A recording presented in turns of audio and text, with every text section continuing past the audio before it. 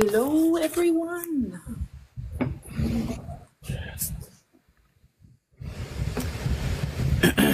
Hello.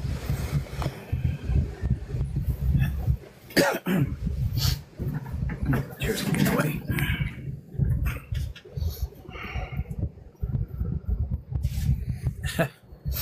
Amy just got in from yard work. I just got in from yard work. That's fun. Or rather, I got in from yard work and then I cleaned up and I raised the standing desk and got some water.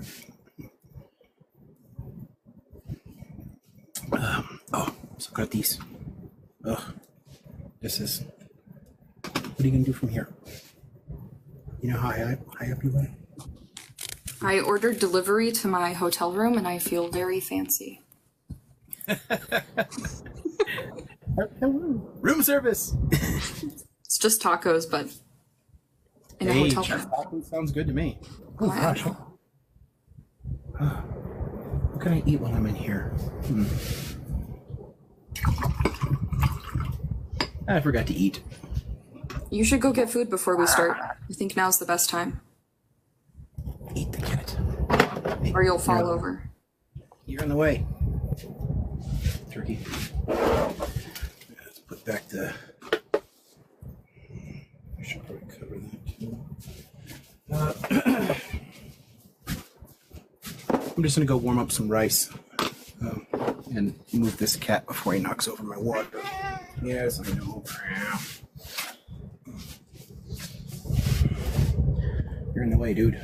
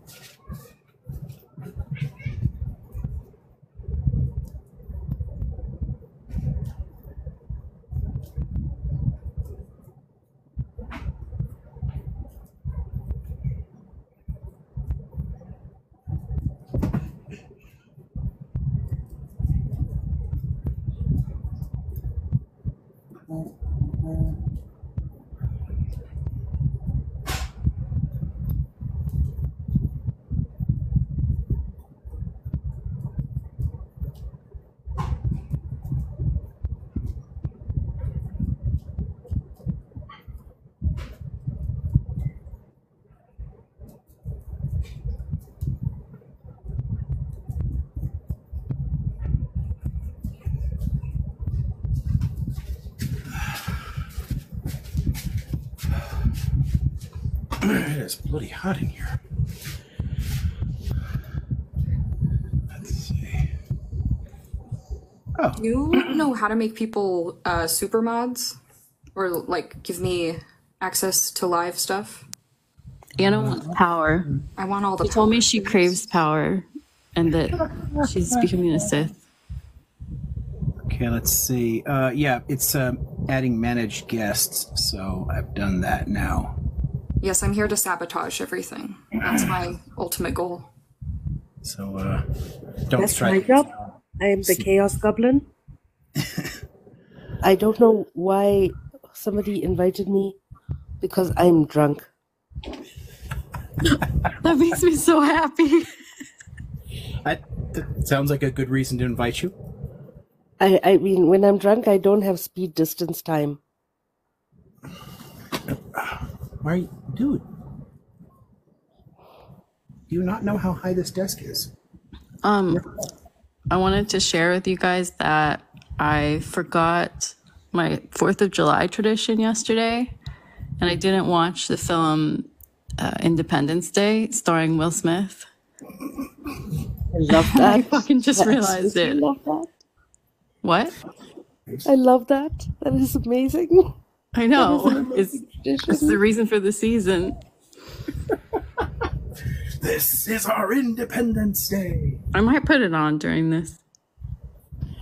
But as soon as you said Independence Day tradition, I was like, do you put out a Bud Light for your Lord and Savior, Kid Rock? Stop. Okay. Nikita. You need to. Well, you can't come to America. I need to go to South Africa then, because Yes. do you know the game True American? No? Oh my god!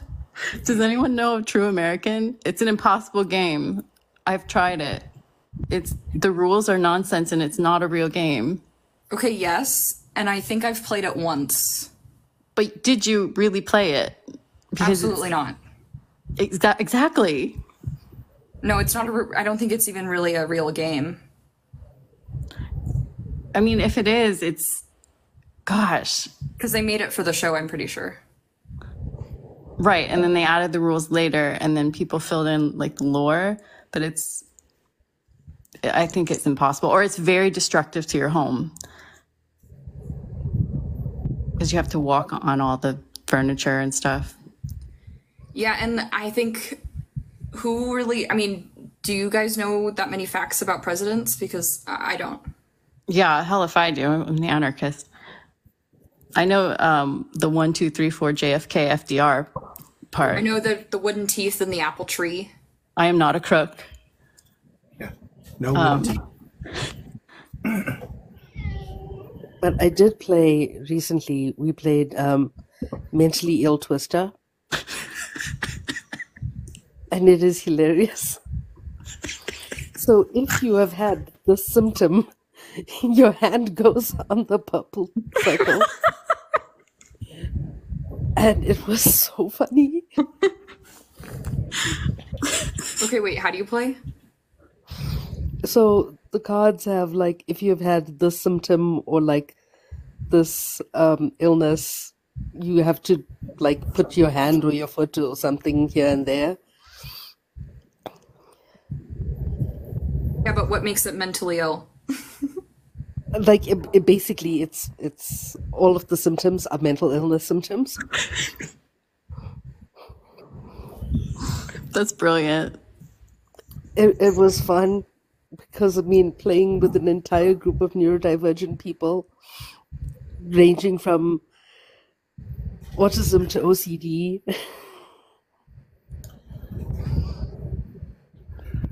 Yep, it's fun, especially seeing as though how all of them overlap. Hey. Meow. The comorbidities are where you'd get tangled up with each other. Yeah. Oh, man. But Cards Against Humanity is still my favorite. What was up with...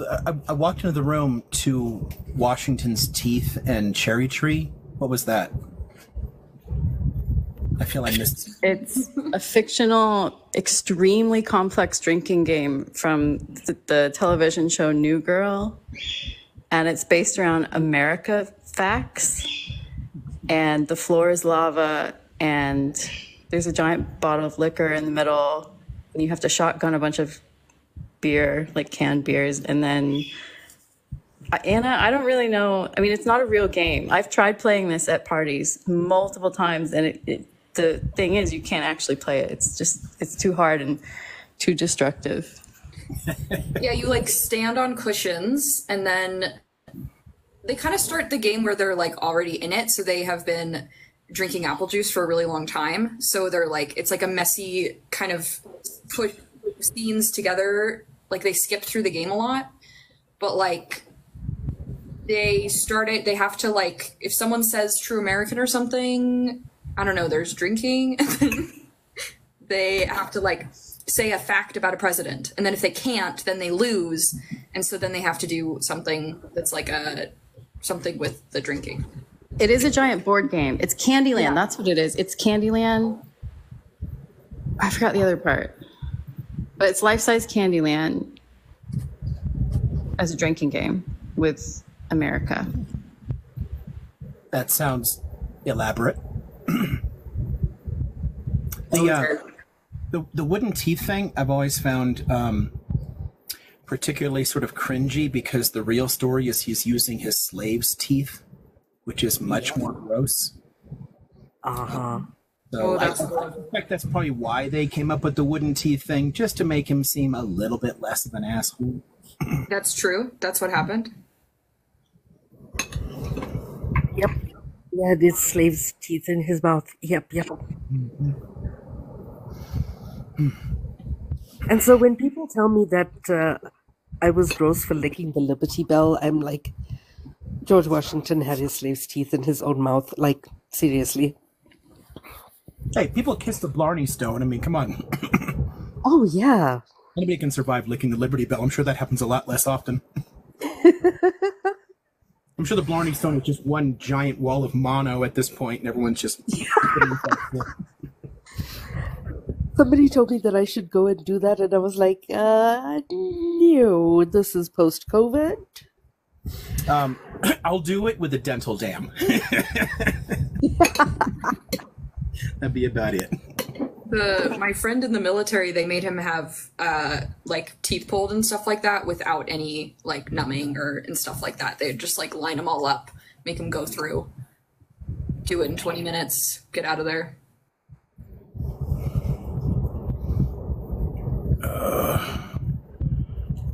Oh no, Blue Mega Live. Joy. Yeah, that sounds like a lot of fun. Oh, Freedom was said, how are you? So I'll just point out, I'm using the standing desk because it rather hurts when I sit down or walk. Kind of hurts to stand up too, but that's beside the point. This is definitely better. But yeah, it is what it is. I managed to finish what I was trying to do, just much more slowly today because I can't do as much, and the plants are in, now they won't die, and their lives are important too, so I had to finish it. I've got all the mulch in place, so yay. But yeah, I'm not comfortable, so we'll see how well I can do this.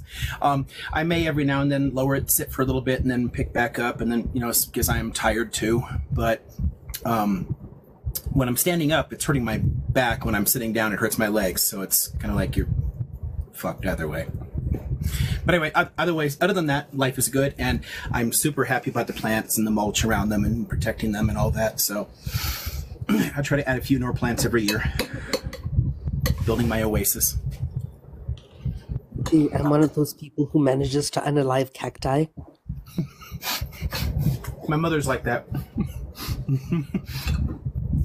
Yeah, I was fortunate. Like I picked up the green thumb from her father because it completely skipped her, but bounced to me. Yeah, my mother is good at it. My dad is a farmer. I mean, he grew up on a farm and he farmed for so long. And my sister manages to keep plants, and I'm just like, okay. I grew a tomato once. The only plant that survives in my yard is the devil's lettuce, and I don't that even can actually be partake. difficult to grow. So that's a talent. I don't know. I just leave it to do its thing and just like talk to them every now and then. And so my We actually selling cheddar because we're talking plants. yeah, Salam's cheddar. But so it's well known among my friends that I am the person who manages to unalive plants just by looking at them, you know? And so my friend, she got me a little cactus when I moved into this house in 2016, beginning of 2016. And I'm like, okay, you got me a plant. Okay, fine, let me try to keep this thing alive. And I followed every single instruction that I saw online. A tablespoon of water every 2 weeks, an hour of sunlight every week, you know, doing everything right, singing to this plant, talking to this plant. And I'm like 2.5 years later, this plant is still alive and I am so happy. And then I'm packing up my stuff to move to Sweden in 2018, middle of 2018, and this thing falls over. And I was like, oh my goodness, I've managed to keep Peter alive for 2.5 years. And then I picked Peter up and Peter's plastic. That is so funny. Oh my goodness, Peter's plastic.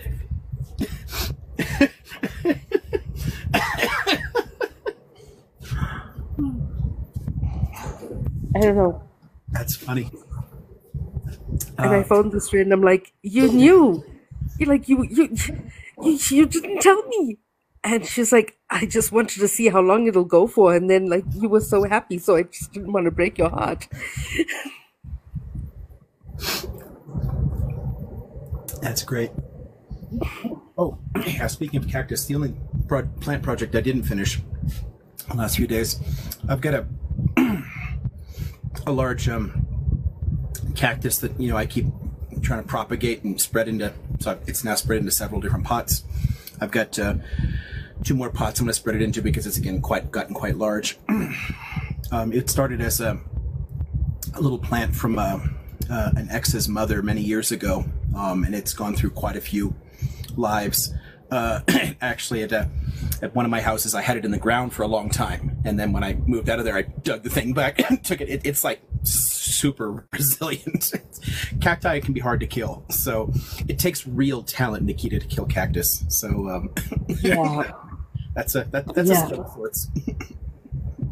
I mean, if I go through I have pictures of all of the cacti that I managed to essentially send to Hades. And Persephone, I just hope that she managed to do her magic down there. Managed to do magic what? Well, Persephone and Hades. I just hope that Persephone was able to do her magic down there Oh, down with there. Hades. Okay, yeah. Yep, Yeah, that's an interesting thought. I don't think I've ever wondered if she was able to spread plants into the underworld. I mean, the Greek underworld is not like hell anyway, so it makes sense that they would. But I think a lot of us tend to think of it more like the Christian hell now. yeah. It's the fire and all that. But the Greek underworld was just like Earth, so that's cool.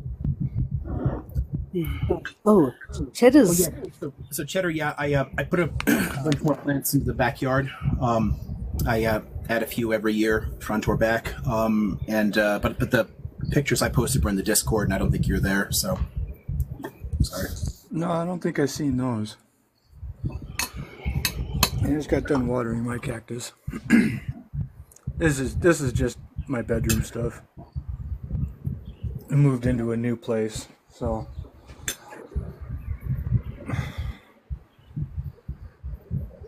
we're still getting unpacked and whatnot. But there's my pineapple. There's some Cheddar, more you collect cactuses. plants like I collect mental illnesses. That's my San Pedro. But got a bunch of some more cactuses, succulents, raspberry bushes. That really tall Shed one. and- The really tall one, was that the San Pedro? No, it looks. Yeah.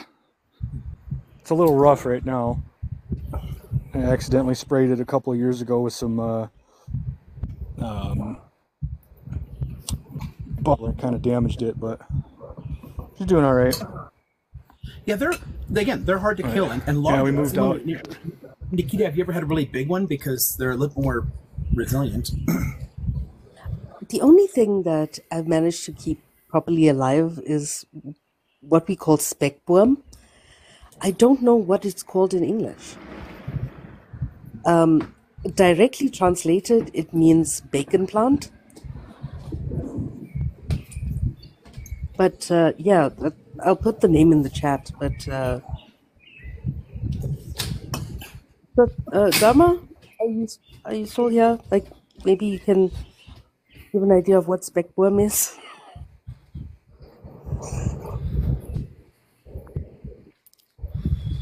But yeah, I don't know.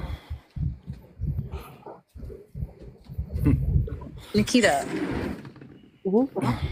do you know how to Damn, do it fell over. to orchestrate a D&D thingy online? So I cannot DM. So I can't run a campaign, but I can like create a channel in my server where like you can run a campaign if you can find somebody to DM. That would be so cool. Joel, are you still down to do D&D with us? Hold on, I'm asking my husband.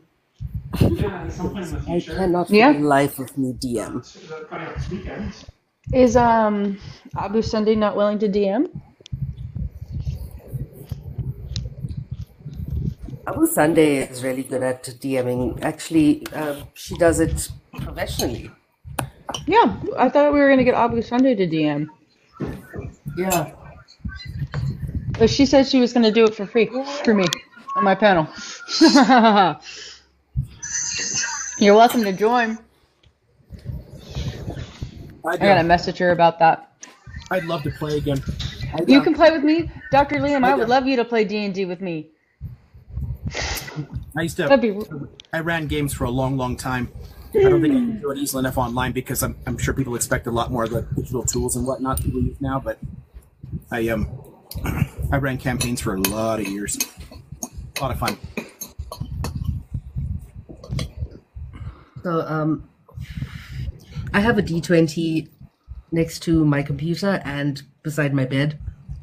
So whenever I'm on a live, those are the two places that I'm generally live in the house. And whenever somebody comes into a panel and says, I don't have pronouns, I roll for gender.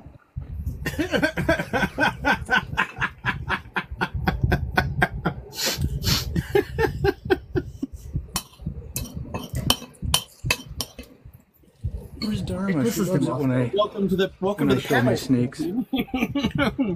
Since you don't have pronouns.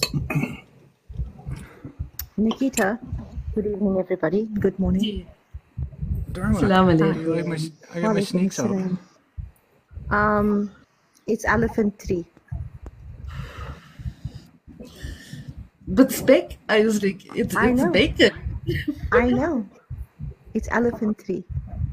Elephant tree. Okay. Yeah. So yeah, that's a succulent that's like, it's really hard to analyze. So the spec thing is elephant tree. Let's go see what that looks Yes, like. sir. Elephant tree. But like, I love snakes. Hello, danger noodles. Oh, that looks quite large. I've got 13 of them. They're so cute. Please boop the snoot. The noodle snoot. I miss my snakes. No step on snake. Yeah, it's about time to feed them anyway, so that's why they're active.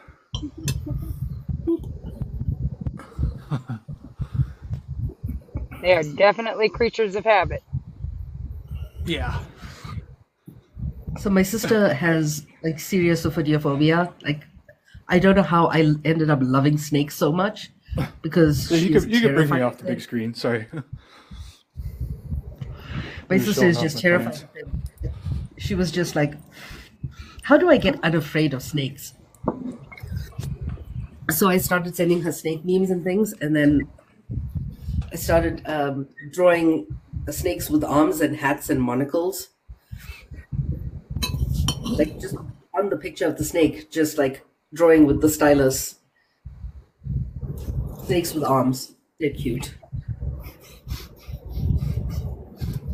You're taking me back to those strong bad flash animations, like Trogdor. Does anyone else remember Trogdor? Yes.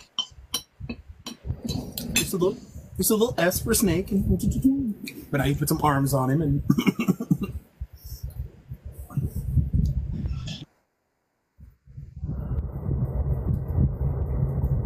Okay. It is almost 3 a.m. Aquarium's still And after that- food in there. I have to go to a nerdy convention tomorrow. It's called Icon. Happens every year, and this is the first time that it's happening since COVID.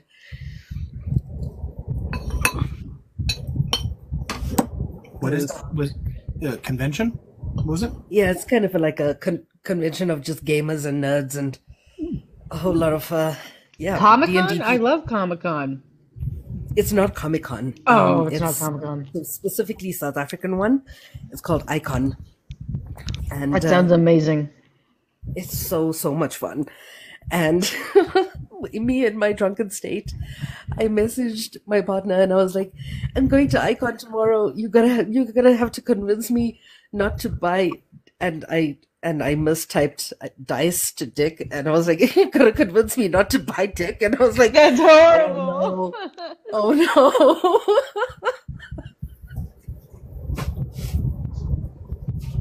no." There's another maths poll on here.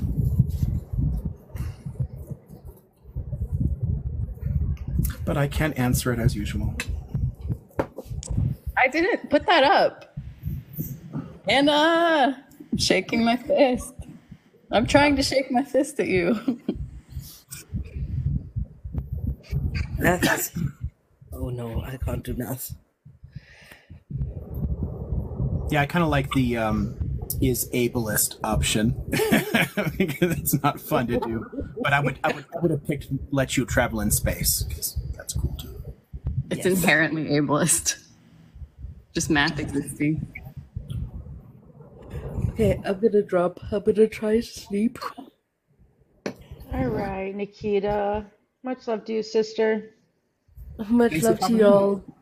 Take my drunk ass to bed. Okay. Good night. Love you, Nikita. Love y'all.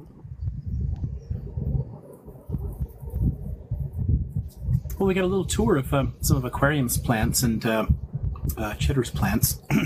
Cheddar's plants? Yeah, we just saw some of Cheddar's house plants. Oh, Cheddar's. Not cheddar plants, because That's what I thought of. I thought cheddar would plants. be pretty badass, but you That know. would be pretty badass. I was pretty excited, but fuck. Of course, you'd have to wait for them to really mature. She's my like favorite these right old now. plants, you can get the aged cheddar. Midnight? That'd be nice. I feel aged, trust me. That's a pretty plant. Yeah, that is. It's a Cavendish banana. I keep forgetting this thing is so mobile because I didn't start on the YouTube tonight either. I could have walked outside and just shown you the plants. Oh well. I love her so much. I really do. I really, really do.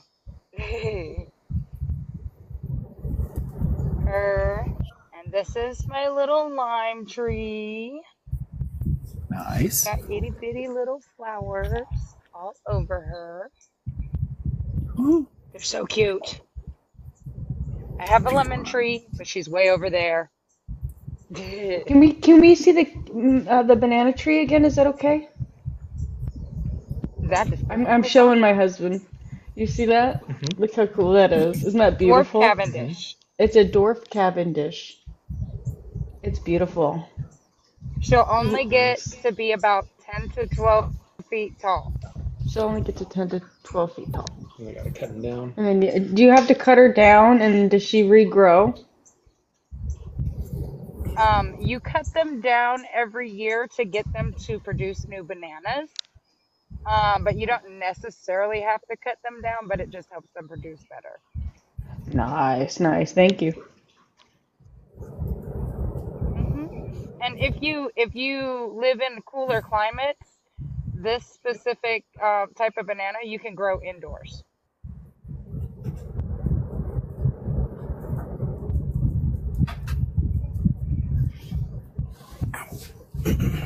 But speaking of cactuses, is what made me want to test out my camera and see if it would let me do it. Ooh, over the potato mound. Because I dug up a whole bunch of prickly pear off the side of the road and just like broke off Nice. it. Came and brought it and stuck it all along here. So I've got one here. And I've got this girl here hiding in the weeds. One here and another one down there. And then I've got them all going down along there. So that all along my road, I have a hedge line of pokey things. Yep. That's pretty badass. I didn't think of that. It's a booby trap. Look at the Right. kitty! Look at the kitty! Yeah. That's my midnight. That's my bad midnight. She's so bad. Hi, Bad Midnight. Midnight. Good girl. Drama queen. She's like, I am the drama. She's gorgeous. My God, that is a pretty She likes kitty. male attention. Yeah, She likes the male attention. she's funny.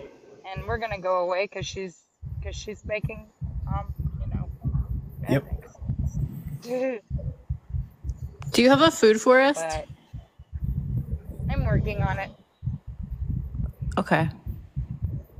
This is just the front side. There's more back there, as well as an entire property on the other side of the fence line that belongs to my parents. So I just kind of was able to conjoin the two properties and make one big space. But up here is mainly my I have like space and peppers up here mixed in with a whole bunch of flowers and stuff. That's my big old rose bush. She's usually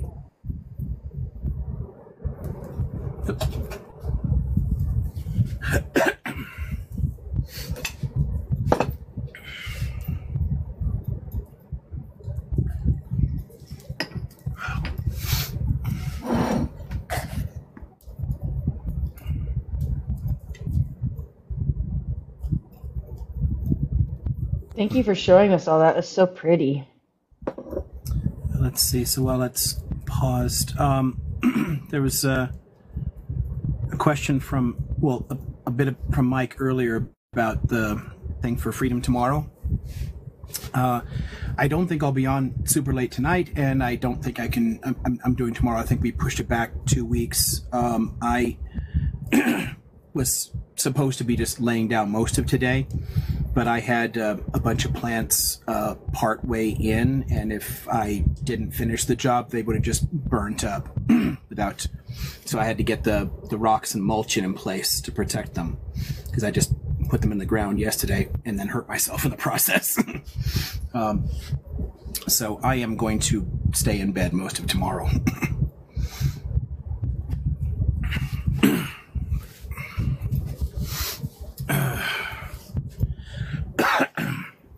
Since we were showing off a bunch of plants, though, does anybody want to see the ones I put in? I was about to ask, yes. Absolutely. Just realized I could You injured yourself. We have to see them now. They're blood plants. Oh, they're blood plants. I think I initially pulled a tendons in something entirely different, and then just made it a whole hell of a lot worse yesterday.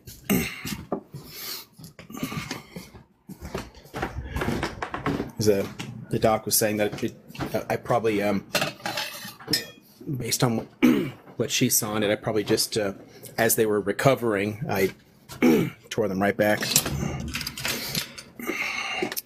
Okay, let's see.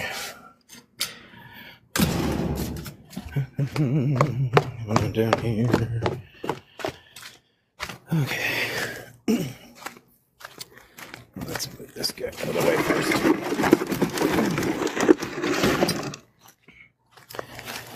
Okay. And flip.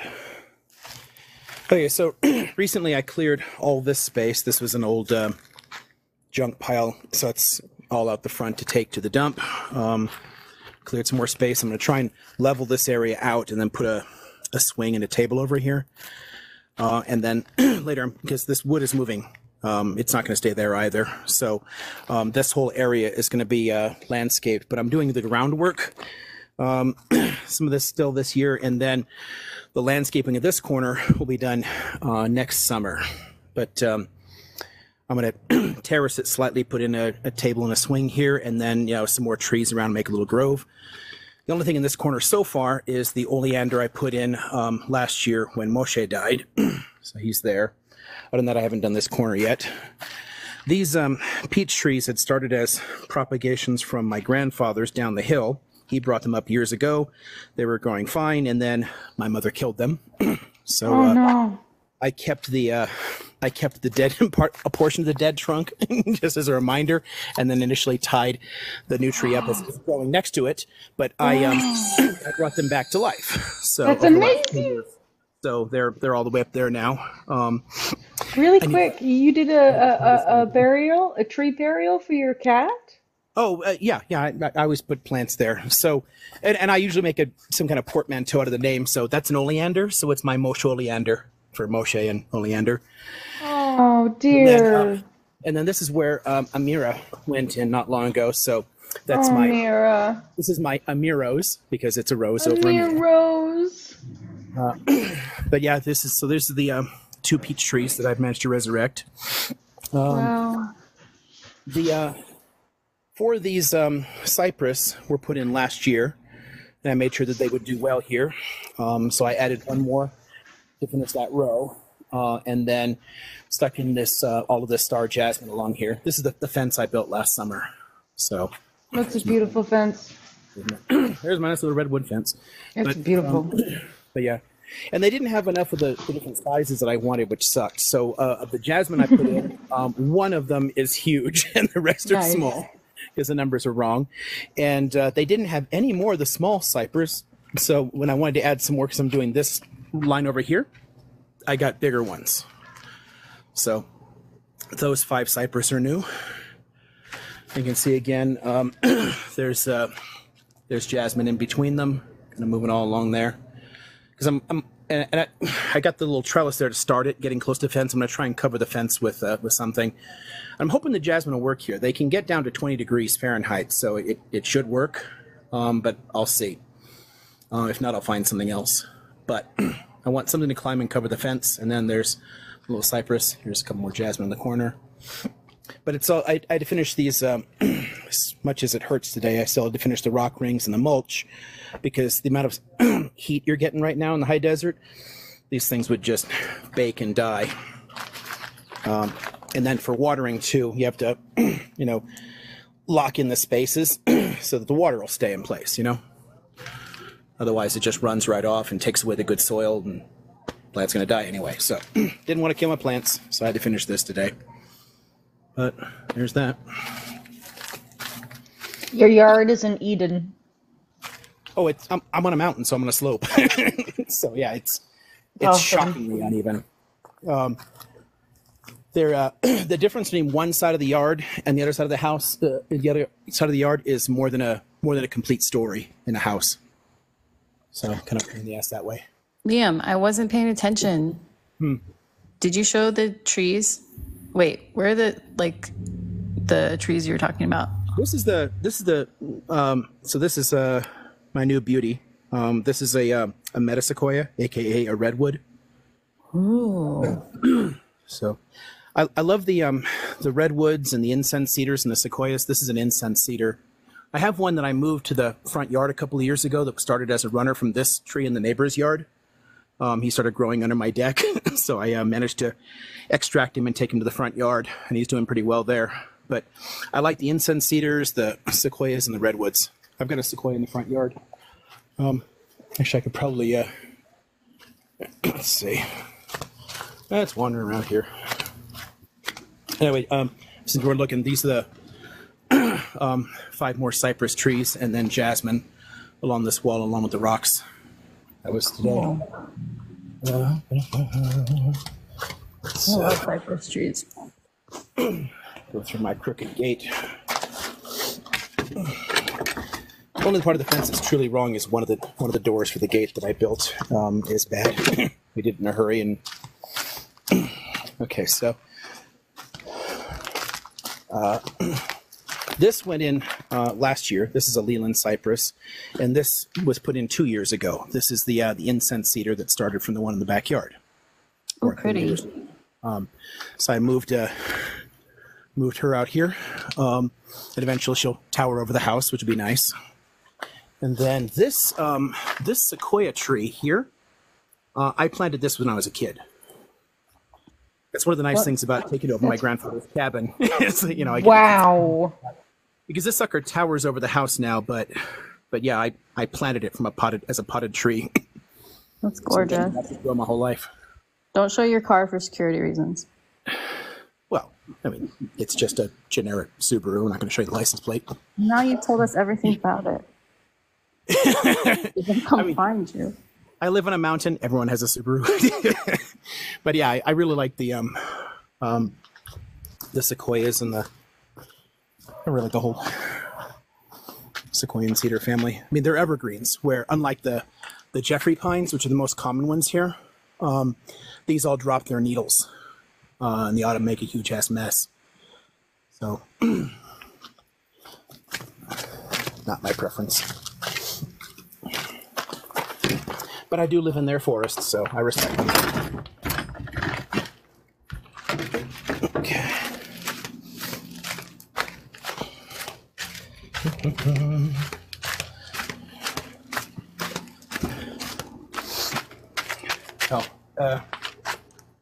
Huge mess, but no one's curious.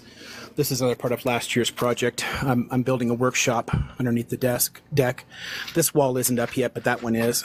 And then there'll be a new gate on either side that closes it off. And I built these cabinets here, you see, to store like tools and junk.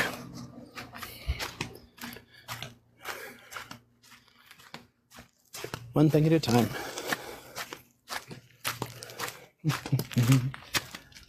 Okay. Is there anything else? Was that? I can't remember who. Was that Emily or something? You said you didn't see something, or? Yeah. Before I go upstairs. I'm satiated. Oh, okay. You're fine. Okay, cool. Then I'll go inside. Okay. Goodbye, junk.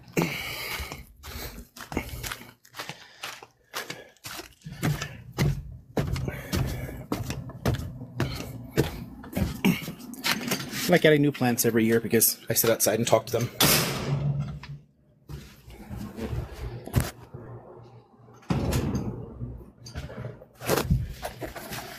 I mean, everyone talks to plants, right?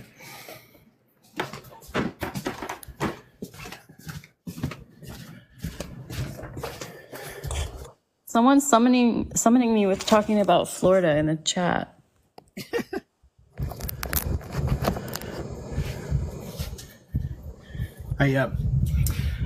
I hadn't in that first episode that you saw him in it, that what is it, Quimir, I guess, in Acolyte. I hadn't noticed that was that Jason Mendoza from Every time I expect him to be like, to end his sentences with homie. Right, yeah, and then I just saw the most recent episode last night, and he's in it a lot, and I'm just looking at, and the same thing now that I know who he is, I'm like, oh shit. I'm like now halfway through that Florida one. Man to come out. Yeah, I watched half of the most recent one, and I really relate to his character. But I also really relate to Jason from the... No, not in a Sith way. No, it's still like, I swear, I'm not a Sith, guys. I would never. I'm not Jar Jar Binks. Wait, do we all know the Jar Jar Binks Sith theory? We do, right? Okay. Yes. Yeah, where he's the evil one. Everyone's like, yeah, Emily. We've known that. We've known that for 10 years, and all your memes are old. Definitely. I don't know any theories, but somehow I know that one. I mean, your choice is he's fantastically stupid, or he's secretly pulling the strings over the whole galaxy, and the latter is just more fun. You know what's a good theory that a lot of people don't know, Liam? Well, it's no longer really a theory, but the Darwinian finch theory. Darwin's finches, the Galapagos Islands, and I swear to God, I've pulled out that thing from my biology class 100 times, and people are always hella astonished. I think you should tell people. I mean, evolution by natural selection is a theory and a fact. Tell them a story about the finches. I'm gonna get some water. Damn it. Talk about Jar Jar. I'll be back. Jar Jar. Hopefully he'll talk about Darwin. If he knows anything There's a lot of about things Darwin, I I bet he dislike does. in this world, but when people use the colloquial theory in reference to scientific theory that gets under my craw in a really bad way. What does that mean? Like, I have a theory that, so and such did this, right? Or versus scientific theory like heliocentric theory, or the idea that we revolve around the sun, or germ theory of disease, or theory of evolution. Like, these aren't, just theories. Like, I have a theory that Trump shits his pants every day. No, that's It's not a theory. That's a right. quander. Yeah. It's I see. not the same usage there. Cat. Thank you for Explaining. Kitty cat. Do you guys remember that song? Cat. I'm a kitty cat. And I meow meow meow and I meow meow meow. Cat. I'm a kitty cat. Oh God, You guys remember that? gonna be stuck in my head forever. Such a good song. It is a good song though. Well, I'm unhappy to report that my tacos were below average, even though they were hand delivered to my hotel room. What your tacos are below average? They were below average, even though they were hand delivered to me. But Well, that's disappointing. I'm just gonna forget about the money I spent. Boo, subpar tacos. I know. I do have a really great view, but I can't show you guys because I don't have camera access. There is a question though, Liam. Have you seen the new Panama deal with closing the Darien Gap? No. I mean, those are all words. Let me look. I have no idea what that means. Darien is a character from Sailor Moon. Darien. Okay. Oh, I found it. Okay.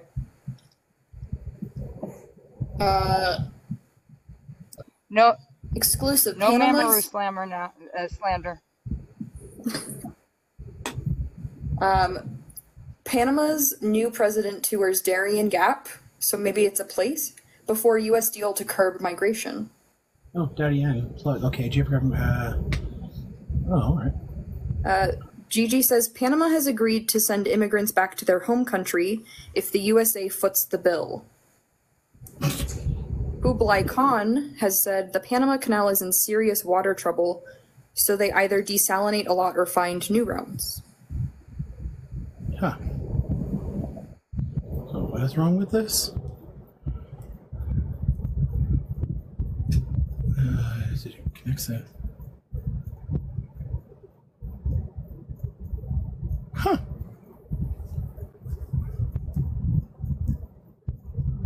Apparently the Darien Gap is mostly inhabited by indigenous people too. So if they do any work in there, of course they'll be the ones that suffer. What are they needing to do to it? What's this plan here? Let me look. So what's wrong with that? I just see a bunch of information about the crossing and all that, and people who live there. Just have you seen the new Panama deal? I would guess this is a deal, and they're asking if you've heard of it, and Nope. if you haven't, then answers the question. Yeah.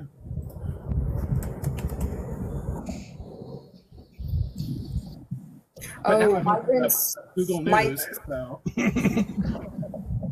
So migrants are going through there to get to the U.S. border, it looks like. But I don't know what that has to do with water, so maybe I'm looking.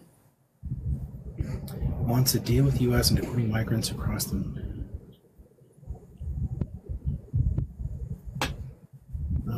Apparently the U.S. is signing a deal with them. What the hell are we doing? What new fascist bullshit are we doing to stop migrants? Borders are bad, y'all.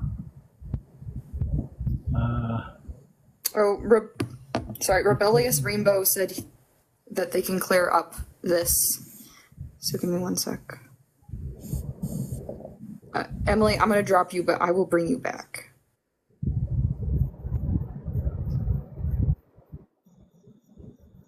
I'll drop for him. Hi, Oh, shoot. Anna. Yes. Yeah, listen, I'm busy with an IT job right now at like 3 o'clock in the morning. Maybe you guys can just like, sorry, hi. Sorry, it's really cold. I'm sitting with my onesie on. It's really cold. I'm busy with this thing that's like being a total bleh to me. So, oh, what? What? The boxes are so small. I What? can't see. I gotta do my the old man look over the glasses here to. Really? Well, your Don't. faces are all like less than a postage stamp. Like they're tiny. Well, my whole bed is filled with computers right now. I'm just busy with this thing, so I'm very, very distracted. So maybe I can just drop and people can come up to the panel. I know Anna and Emily's got it. You know. We are good. Please finish your job at 3 a.m. I'm sorry, you're working at 3 a.m. Yeah, that. Yeah, it's just Why? once something gets into my head. There, I'll show you. Ugh. I can't turn this around. See that? That. No picture at all. Your camera's off.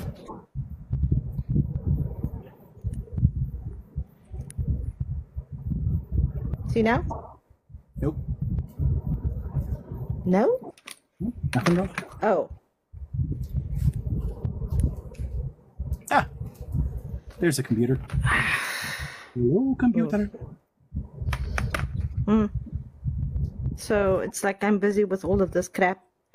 Yeah. And so I'm very distracted this evening. I'm so sorry. So I'm really like sorry. Gotta go. Okay. Yeah, you're all good, Dharma. So enjoy, guys. I'm fixing computers. I'm immediately wanting to make tweaker jokes, but I won't. Dude, don't start. I'll speak to you later, sir. Okay, I need to get this done. Professor, don't start with me. Don't do that. Okay, guys, thank you very much. Please do enjoy.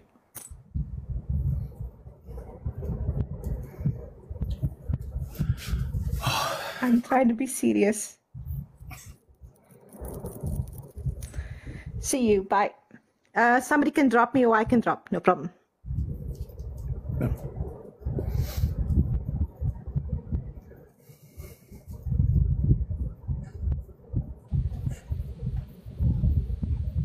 Okay, so I can do the Darien Gap thing now real quick.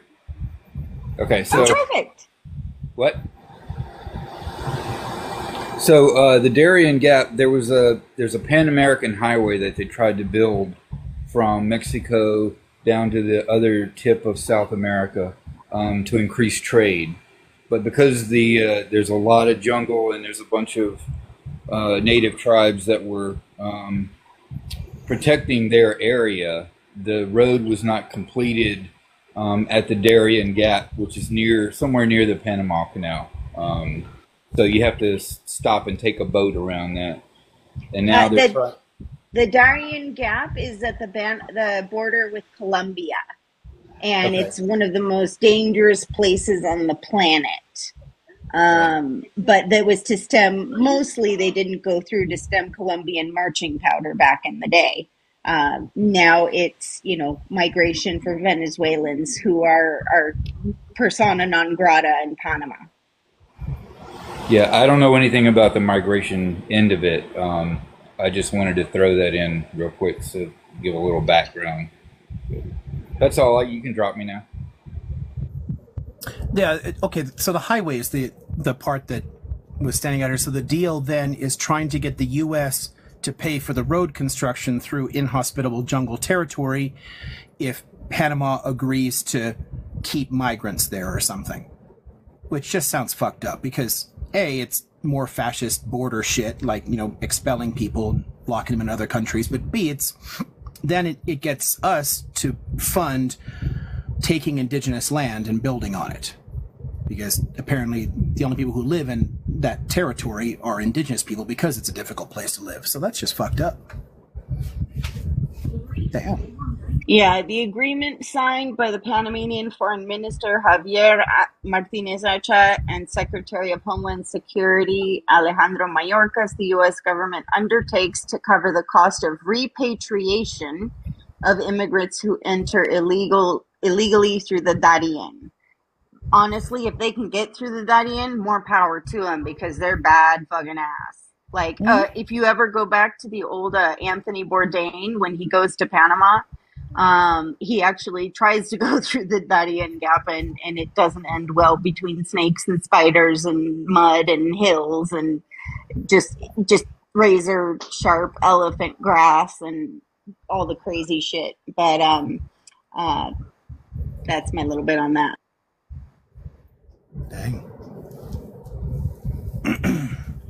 And let's not forget, the Panamanian people, they're only 4.4 million people.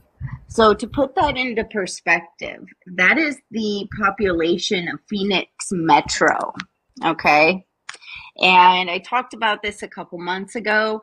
The entire country just about went on strike for like 42 days or some nonsense. I mean, it was long. It was over a month.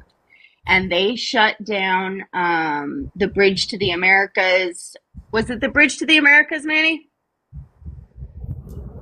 A couple of the bridges. They closed the highways into Costa Rica. So they stopped anything that got off in Panama that was going to go through a truck, either up north into Central America or south into South America. It got stopped. And the reason they did this was to stop a Canadian copper strip mining operation up a little bit, well, it's northwest of Panama City, up in very fragile ecosystems. And if you ever go to Panama City, and you can go to, there's a number of Smithsonian museums on how it's one of the most biodiverse places on the planet. So they kicked that strip mining organization out of Panama. They blocked their contract, that it was deemed unconstitutional, because basically it gave this strip mining organization rights to mine anywhere in the country that they thought had minerals, whether it be private property or not. And so they were striking in the streets day and night. And I'm not kidding you when I say day and night. These people were in the streets. So you know what? I'm a little bit hopeful about, what's going on. And I hope more people see it. And if the power of 4.4 million people can do that and take on a multinational corporation, who also, by the way, is also in the Congo, what can 350 million Americans do? There's a whole thing here in the chat about indigenous people, and I'm really kind of confused about, like, rural communist groups work with indigenous people or come out of or they're indigenous people who are communists, but Russia and China? I mean, Russia and China are both shit to indigenous people. They're both genocidal states. So I don't get that at all. I don't get how, if China learned anything from Russia, it would be how to be terrible to indigenous people. So I'm not sure what that was about at all.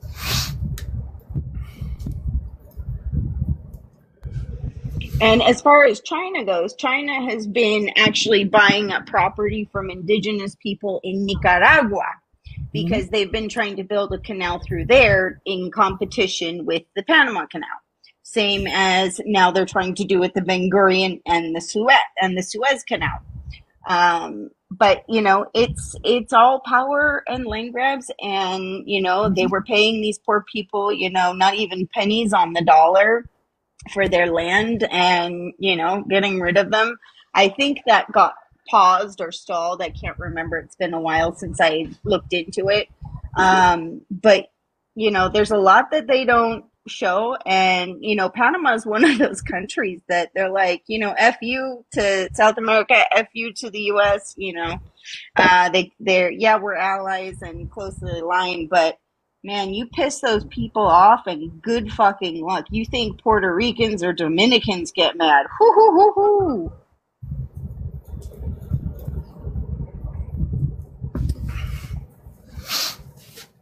Yeah, through Nicaragua was actually one of the original proposals for a canal through the Americas, which was going to destroy, what is it, Lake Titicaca, I think, the lake that's in there, because it would have obviously you're going to be mixing water from both oceans. It would destroy whatever's there, but they were going to cut through there, and then at the time they decided, well, the climate there was actually harsher for it. Would have been more difficult to do some of the work, so instead we staged a coup in Colombia and seized Panama. Panama wasn't a thing until we decided to build a canal there, so. And Noriega was the puppet who cut his strings and said, to hell with you people. And then the U.S. went in and sent in the Marines into razor elephant grass, quicksand muck, and they ended up coming out in their underwear holding their rifles.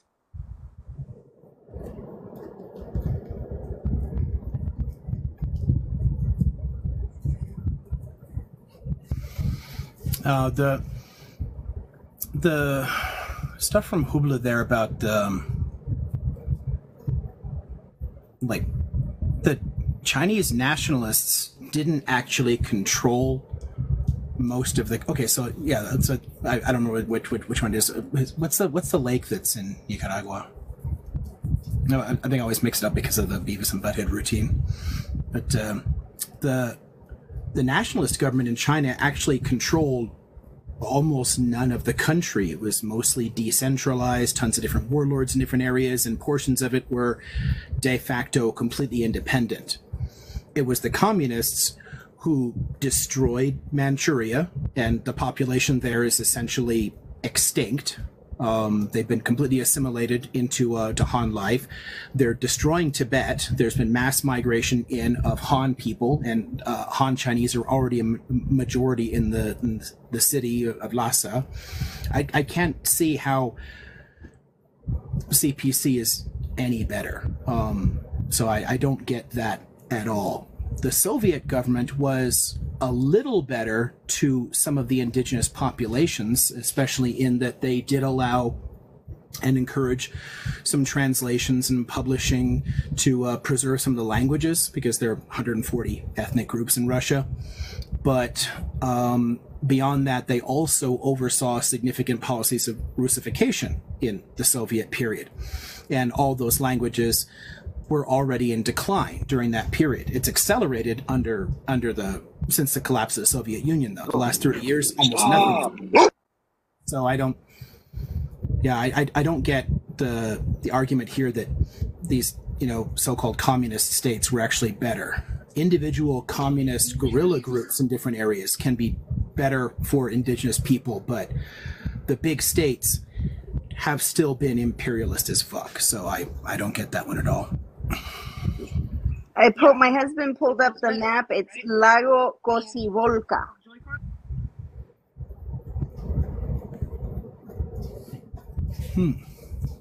What's the word? Lago what? Here's how it's spelled, I think. Oh, Cocibola. Okay, there it is. Yeah, it's a freshwater lake, so it's fucked. If they put the canal through there, it's dead. So that sucks. Oh, it's sometimes called Lake Nicaragua. Lake Nicaragua or Cocibolca. Largest lake in Central America, 19th largest lake in the world. Yeah, so if the Chinese build a canal through there, that's fucked.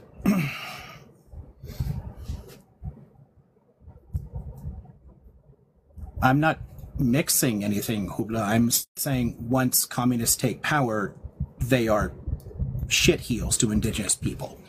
When they're insurgents, they tend to work well with communist groups. Communist groups and indigenous groups can work well together. But no, I'm saying the actual Soviet Union was not great to indigenous people. Better than independent Russia, but not great to them at all. And communist China has been shit to them. So yeah, once they're in power, yeah, they're essentially other imperialist states. But Maoist guerrillas, whole different ball game.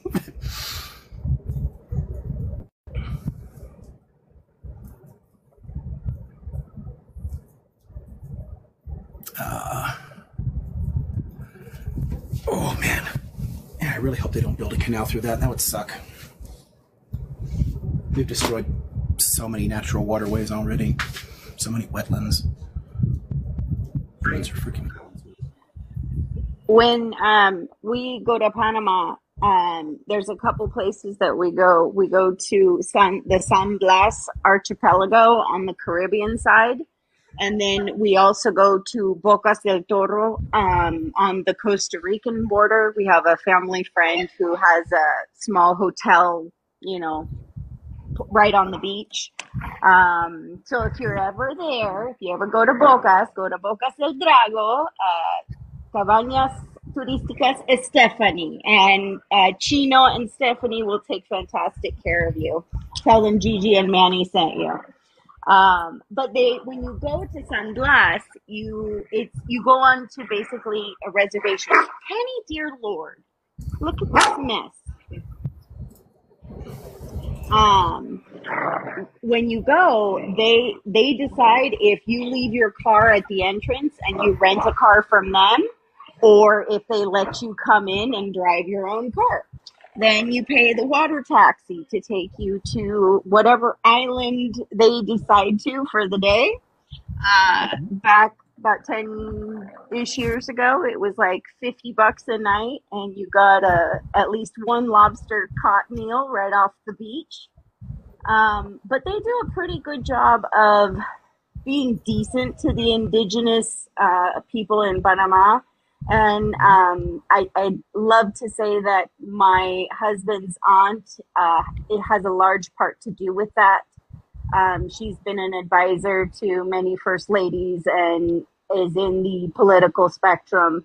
And she has always fought for and actually left a position because they wanted to talk about the so-called nuclear family, And in Panama, she said, no, I'm going to say the Panamanian family, because we have all sorts of different indigenous communities where, there's all sorts of different generations. We have gay and lesbian families. They need to be included as well. And so for being a predominantly Catholic country, I will say they are extremely, extremely progressive. And my only thing I need to do is make sure to renew my passports right now, just to make sure I have my escape plan.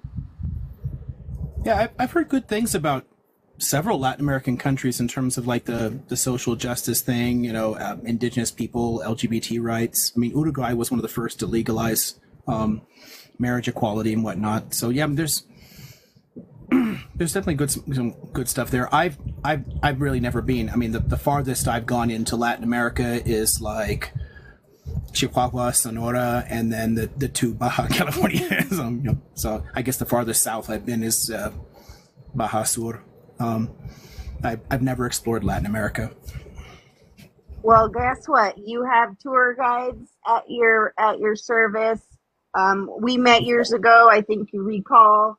Mm-hmm. And you're just down the hill from me, and we saw tickets the other day, round trip for like $4.99 or $5.49 from LAX. So we're like, okay, you know what? We only live twice. We haven't been in 7 years, but they're really good to the expats as far as it being easy-ish to go. They have universal health care. And then if you want to pay for a private hospital, you can go to a private hospital. But the health care there is second to none. Right on. Yeah, there's actually I mean, there are millions of American expats living in Latin America. It's one of the things I love pointing out to the far right wingers. Everyone wants to come to America. I'm like, no, people are also leaving. So, Oh, I have people who come into my office and they said, "Oh yeah, well, I came to the U.S. thinking, I was going to make more money and send it to my family, and it was going to be this amazing, whatever." He says, "But the amount of work we have to do just to survive," he's like, "it doesn't make sense." And he was preparing to go back. And I think he was, I can't remember. I think he was Honduran. I could be wrong, but I don't think he was from Mexico.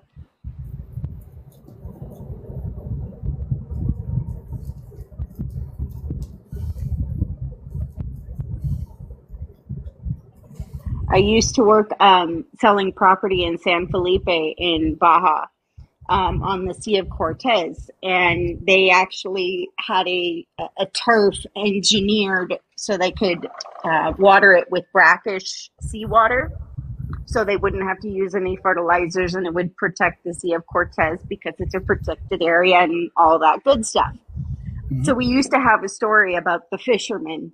And this wealthy businessman goes to, Cabo and meets this fisherman. He says, "Oh, what do you do?" Old man. He says, "Well, I sit out here. I come out in the morning. I go fish. I come back. My wife has lunch. I play with the kids.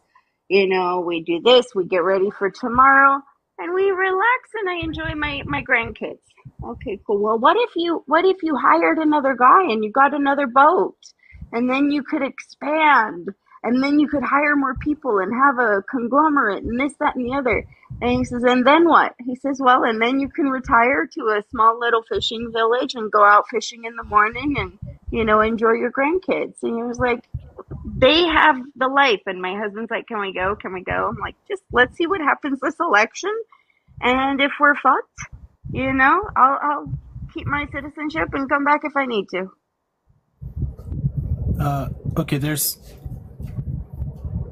Okay, setting aside I have no idea what tribal power is talking about. There's no leaf that makes people float or something, but whatever. I don't know what Ms. H is saying, though. I mean, there's something about can help or candidate help. When I see help, it makes me think there's something wrong, so I'm worried what's going on. So if there's somebody that can clarify that. I saw a few saying can help. That's what they meant, but then I didn't see a clarification after can help. Candidate was an autofill thing. So can help with what? Going into Latin America? Another tour guide? Okay. Miss H says not here. I have to tell you off screen or something. I don't know. So we'll find out later. Okay. We'll find out.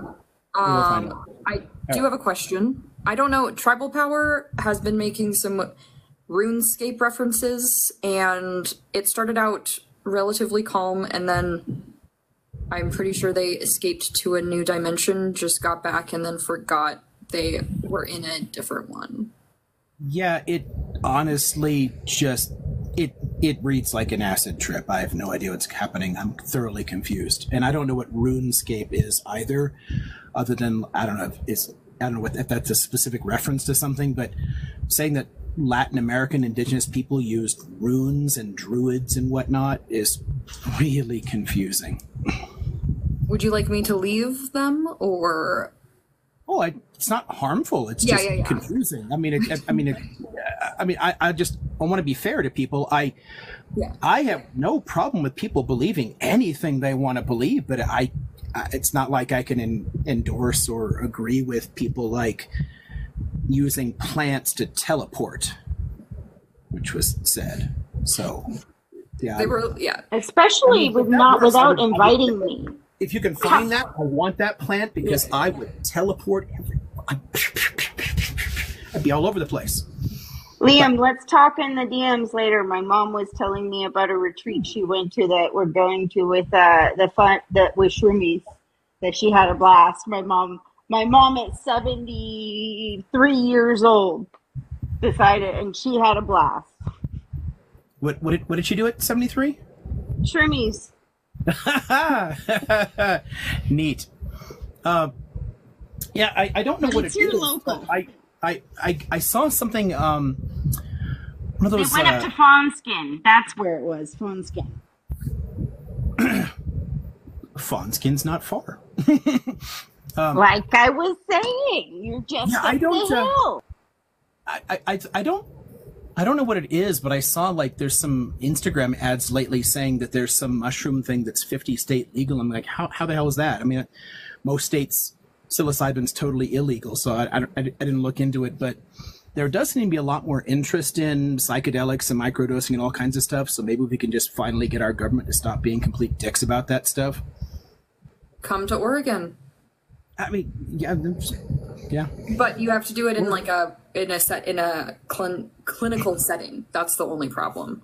I think Oregon and Colorado are the only ones where psilocybin is legal now, if I remember right. Yeah, it's not very many. Yeah, but even there, it's still federally illegal, which is just insane. Like, why the hell do we want a government telling people that plants are illegal? I get people saying don't plant an invasive species or something that's going to spread. I mean, okay, sure, that kind of regulation, fine, because Hawaii has basically been destroyed by indigenous. Like a lot of its indigenous flora is being destroyed by invasive species, so that makes some sense. But telling people they can't consume a plant in their own house, like. What? And it's very anti-indigenous. I think a lot of them are affected and don't have access to their practices that they would be allowed to. I mean, humans have been tripping balls to touch God for millennia. I mean, come on, leave people alone. It's not it's not a problem. Okay, as much as I love this conversation and the shroomies have been on my desired list for a long time, but never fully realized. I do have a question from someone I forgot to write down their name, so I apologize. Do you think China would overhaul their government and distance themselves from communism? Oh, I think I saw that was Gothrak. I think I saw that passing by earlier. That's a complicated question. In some ways, CPC is still very committed to certain aspects of socialism, which is why they haven't allowed land ownership and whatnot yet. But in other ways, they've been perfectly fine embracing many elements of neoliberalism. I think the biggest concern for them is honestly maintaining control. And I don't think any significant reform to democratize, which is the only way you really talk about moving away from communism, would be if people are able to like run because obviously there's a legislature, but they're all Communist Party members. I think that opening that up is only going to happen once they manage to raise living standards sufficiently around the country that it wouldn't be a real threat to them, because people would still say, oh, I'll vote for them because they did good work, which is ultimately what people like Gorbachev were hoping would happen in the Soviet Union. I mean, they weren't expecting an immediate collapse. They were hoping to do reforms, improve people's living standards, and people would still want them around. I think the CPC learned the lesson that when you liberalize before living standards have been raised, what that does is it raises people's expectations, and any kind of revolutionary push tends to happen when things are getting better, not when they're at their worst. That's true for revolutions all around the world. There's always like, I mean, it's very common that those kind of things happen when people have a little bit more hope. There's a reason for them to feel encouraged, and then they push for more. I think the CPC is determined not to give people the opportunity to push for more or for any non-communist representation until they've solved all the basic problems in the country. So the short answer is really no, but kind of in the long run, yes. I think that in the long run, they would want to democratize a little bit, but only when people are going to keep voting for the communists because they think the communists did good work. Do you think the reaction to Modi in India could spill over into China? Because my money's on 1 billion Indians taking over. How do you mean? I'm not sure what you mean there. I mean, I know reaction Indians to have been Hindu. really fighting against the standard of living that has not increased under Modi, and they've been protesting en masse. And so I'm Yeah. wondering, because of their numbers, if that may spill over as far as a movement, as far as Well, it's people pushing back against a far right government, though. So I don't think that affects the Chinese situation much. But even there, the sad thing is, well, there's tons of protests because more people are aware that the BJP is just cooking the books and lying about the accomplishments, and that things actually are getting worse for most people.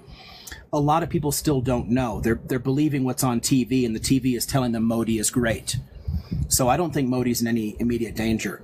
I think in the long run, that kind of regime can never survive. But this is true of all fascist governments. As soon as you put the far right in power, they start fucking the economy up. But it can take people a while to notice that. So I in the long run, Modi's in trouble. But I don't think that there's any real danger of the protest movements toppling him.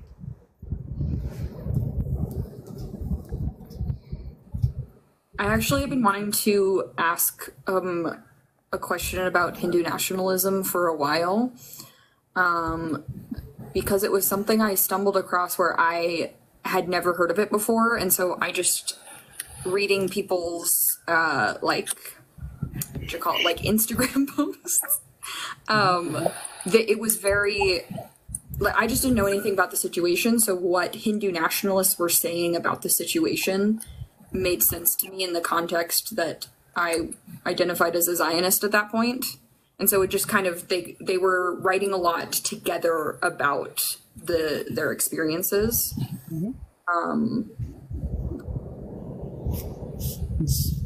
What would be like the origins of Hindu nationalism, would you say?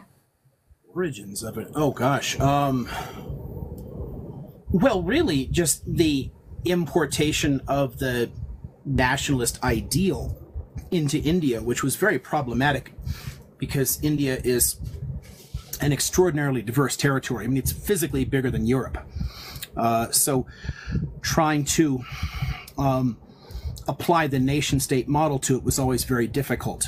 So they created a very intentionally sort of pluralistic democracy, but as soon as they agreed to partially divide South Asia and create separate Muslim states by cutting off, the western Punjab and the eastern Bengali regions and then a whole bunch of other territories and making Pakistan, Bangladesh, it kind of like fucked things up because it opened up the door to an explicitly Hindu nationalism, which if you're going to unify peoples in South Asia, the majority religion provides some way to do that. Nationalism can be based on any number of things. You can choose certain categories. You can choose things to fit in.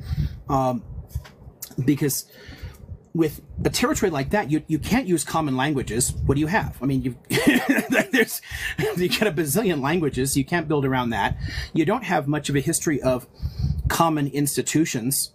I mean, most of South Asia was briefly united under the Maurya Empire in the wake of Alexander the Great and then collapsed again into smaller states. It really has no history of common institutions.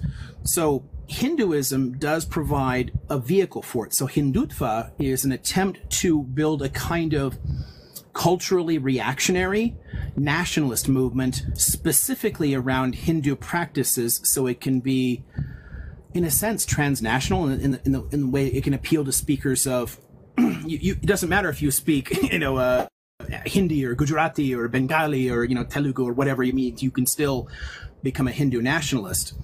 And the way that nationalist movements always work is you have to work around, it's an in-group and out-group thing. So you're defining yourself in opposition to something else. So if you're a Hindu nationalist, then the Muslims and the Jains are problems. Like the other religions that are in the area. I mean, there's a Christian minority, there's tons of smaller religions, but your biggest ones would be your Muslims, Sikhs, Jains, and then a handful of the smaller ones. There's a few million Christians.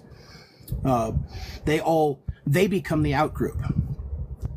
And I think the way that Hindu nationalism has gained more and more support it's done it specifically by attacking the Muslim population because they're by far the largest minority. There's, what, 200 million some Muslims in India? More than that, I'm sure now. I mean, it's hard for me to keep up with population growth numbers.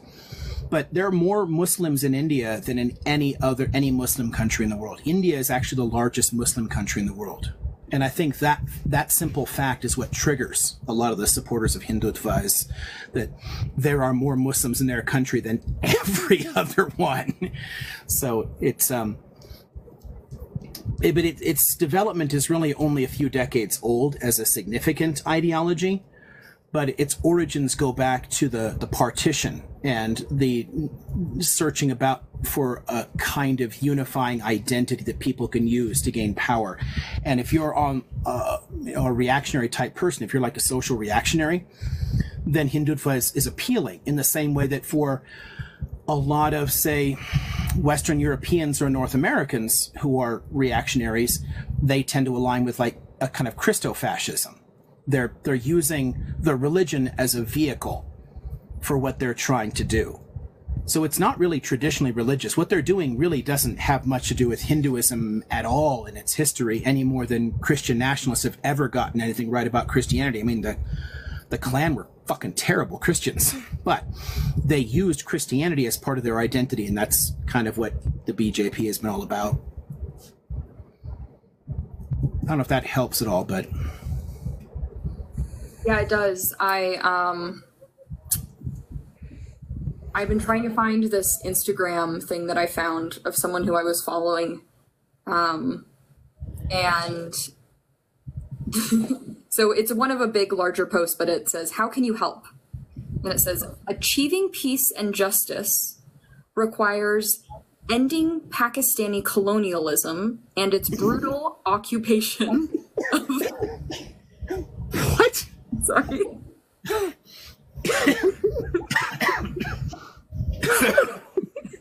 Ending Pakistani colonialism. Okay. And its brutal occupation of Indian land. Here are some steps we can take. Yeah. So many of these people argue that Islam is an alien conquering force, and they're ignoring the fact that Indians just converted. It's like they're literally indigenous people. They're other peoples from South Asia. And the Muslim regimes that came in, whether you're talking about like the Delhi Sultanate or the Mughal dynasty, they didn't force Islam. For most of the time there, they didn't even charge like jizya taxes to people. Like they didn't go around explicitly oppressing non-Muslims, with rare exceptions. Aurangzeb is kind of shitty, but most of them just left non-Muslims alone. So it's not an alien force. People became Muslim because they were intrigued by the religion of the ruling class. So it spread exactly the same way Christianity got into Europe. It's people adopted the religion of the ruling class, just spreading around. Oh, it makes it easier to move around. Or like the way Islam spread in most of the Middle East. Oh, the ruling class is Muslim. They seem kind of interesting. Maybe I'll try their religion out. And people slowly change. Yeah, I've seen some of those characterizations of it as like foreign conquests and colonialism. It's like, what the fuck are you talking about? I mean, Zionists do the same thing. They argue that Palestine was colonized by Arab Muslims, and therefore Zionism is an anti-colonial movement, which is just so batshit crazy. No one should take it seriously, but well. Yeah, Desi culture is literally just like, I mean, you walk over into India and you're going to find the same things, maybe just a little less modest. I mean... Yeah, I honestly... the partition is still, as far as I'm concerned, a crime against humanity. The only thing that separates most of the people of Bangladesh from the peoples of the state of West Bengal is religion. They eat the same food, they dress the same ways, they speak the same language. Why is Bangladesh a thing? It's only because, they're Muslim. So it's just like European divide and rule tactics, hoping to carve it up a little bit, make it a little easier to manipulate. And, over time, South Asians who've been mentally colonized by that shit are taking up the same ideas and using them. It's annoying. Same thing with like the Punjab. It's split between the two countries. What the hell's the difference? Why? Yeah, so this is what they would like you to do to support them. Refer to Pakistan as the Pakistani occupation or Pakistani occupation forces.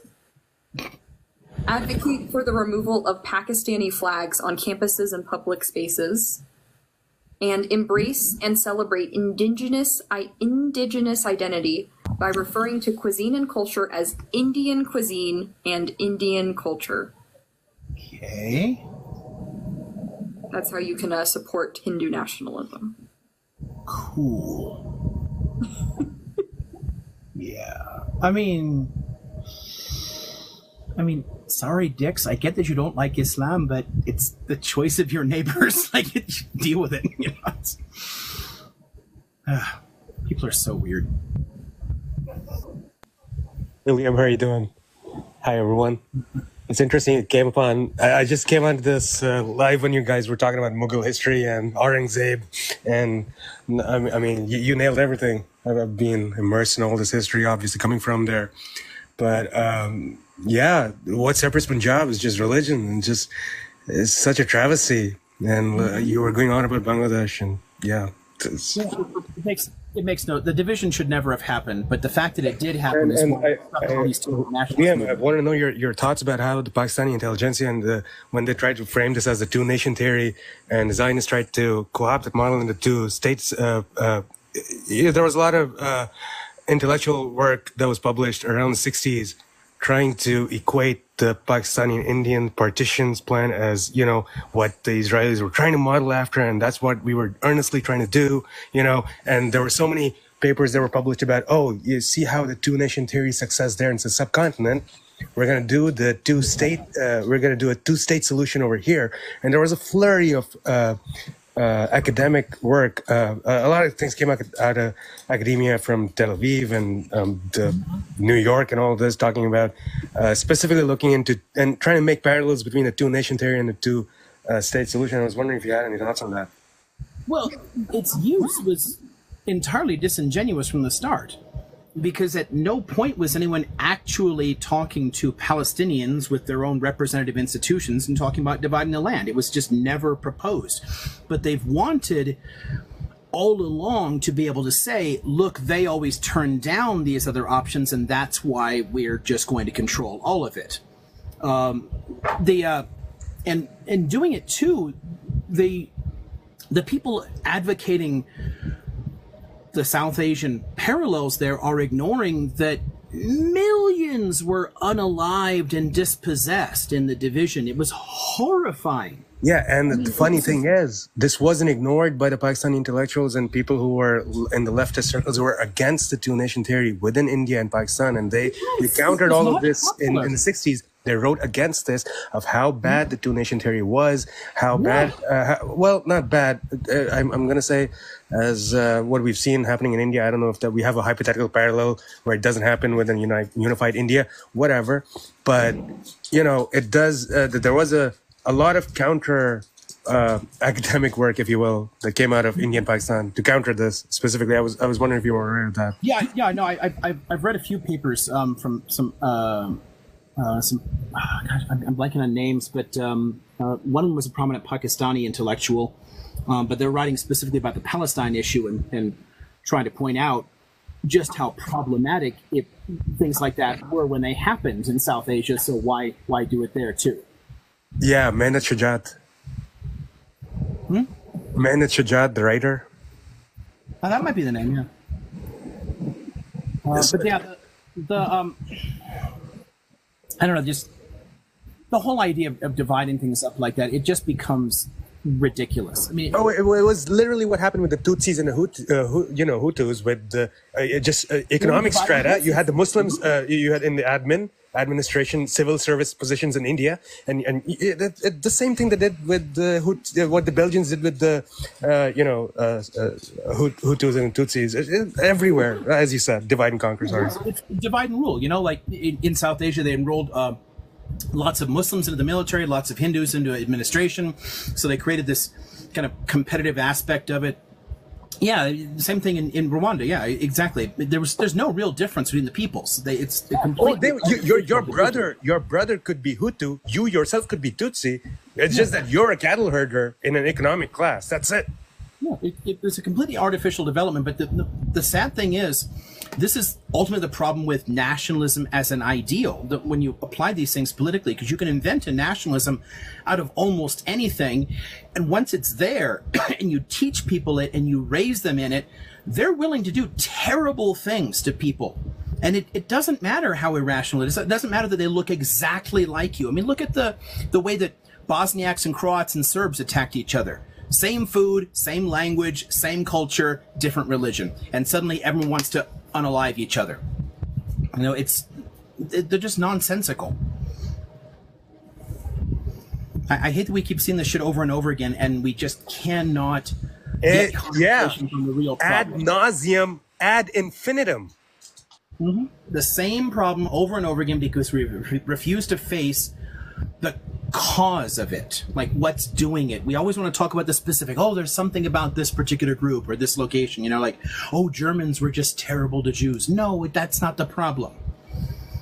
You know, we ignore what's actually driving all of this. So we just keep having to face it again and again and again. And so yeah, what's the crap going on in India? I mean, Modi's rise to power is itself just, it's paved in blood. I mean, he literally oversaw pogroms.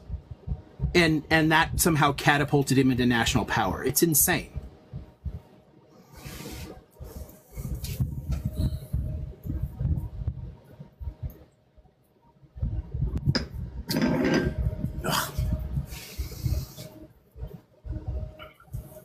Fama, are you from Pakistan or India? Oh, Ms. H is at a bar that... that comment is funny.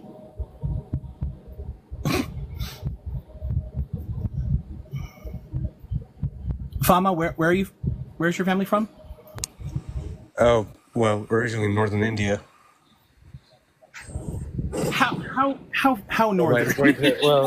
Well, Central Asia, parts of South India, all over. I don't know. Subcontinent would be the right word to say. A lot of people are all mixed up throughout anyway by this point, so yeah. The whole Kashmir thing is another one that drives me nuts. We're stuck with this permanent division in the territory. Why the hell don't you just take it away from both countries and make Kashmir a country? Fuck's sake. I'm going to say something even more controversial. It should belong to the Afghans, as it should have with the Durrani Empire before. Even neither Pakistan nor Kashmir nor India would accept that. Aksai Chin is wanted by China.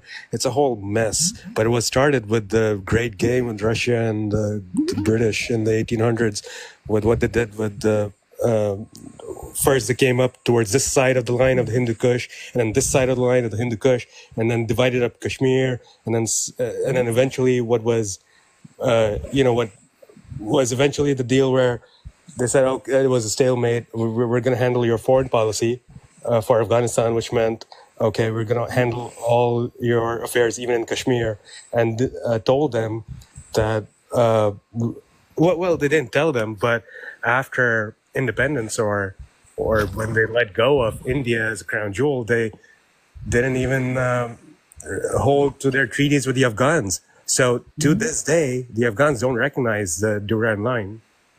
Yeah, nor should they. The whole area, the divisions are so fucking arbitrary. I mean, how do people even pay attention to the fact that the Mughal dynasty is literally from Kabul? I mean, Afghanistan no one knows that. And South Asia have always been linked. Like, there's always been movement around in this area. You know? I mean, it's very difficult to separate them. And now we want to separate Afghanistan, and you've got people saying it's like a Middle Eastern country. Like, what the fuck? How is this in an atlas of the Middle East? Like, National Geographic put it in an atlas of the Middle East. It's the most Central Asian country you can imagine. Yeah, it's Central and South Asian. Like, that's the continuum you're looking at. It has nothing to do with the fucking Middle East, other than Islam is the majority religion. That's all they've got, you know. And somehow Muslim equals Middle East to some people.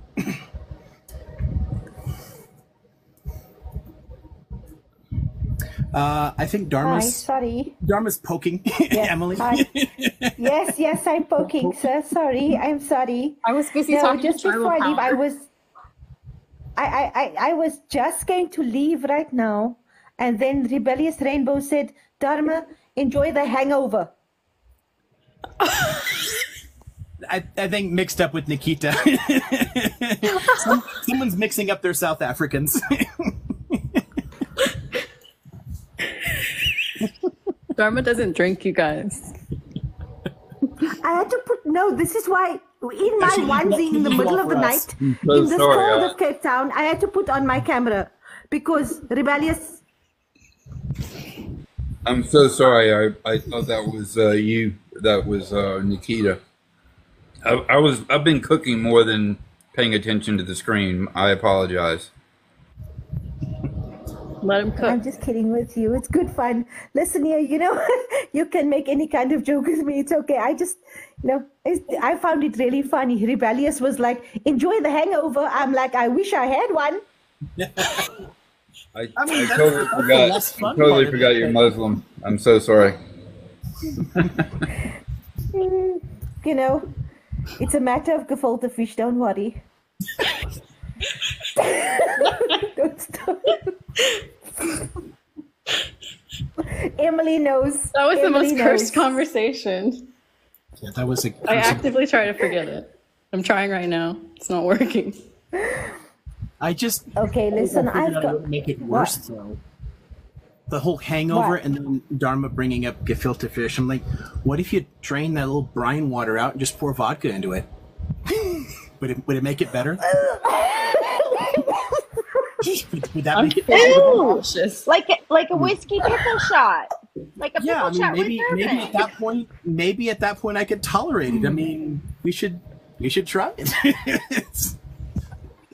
I've got water in my mouth. Oh my! Oh. Gefilte vodka fish. No. Well, speaking of food and water, do you need a break? Wow.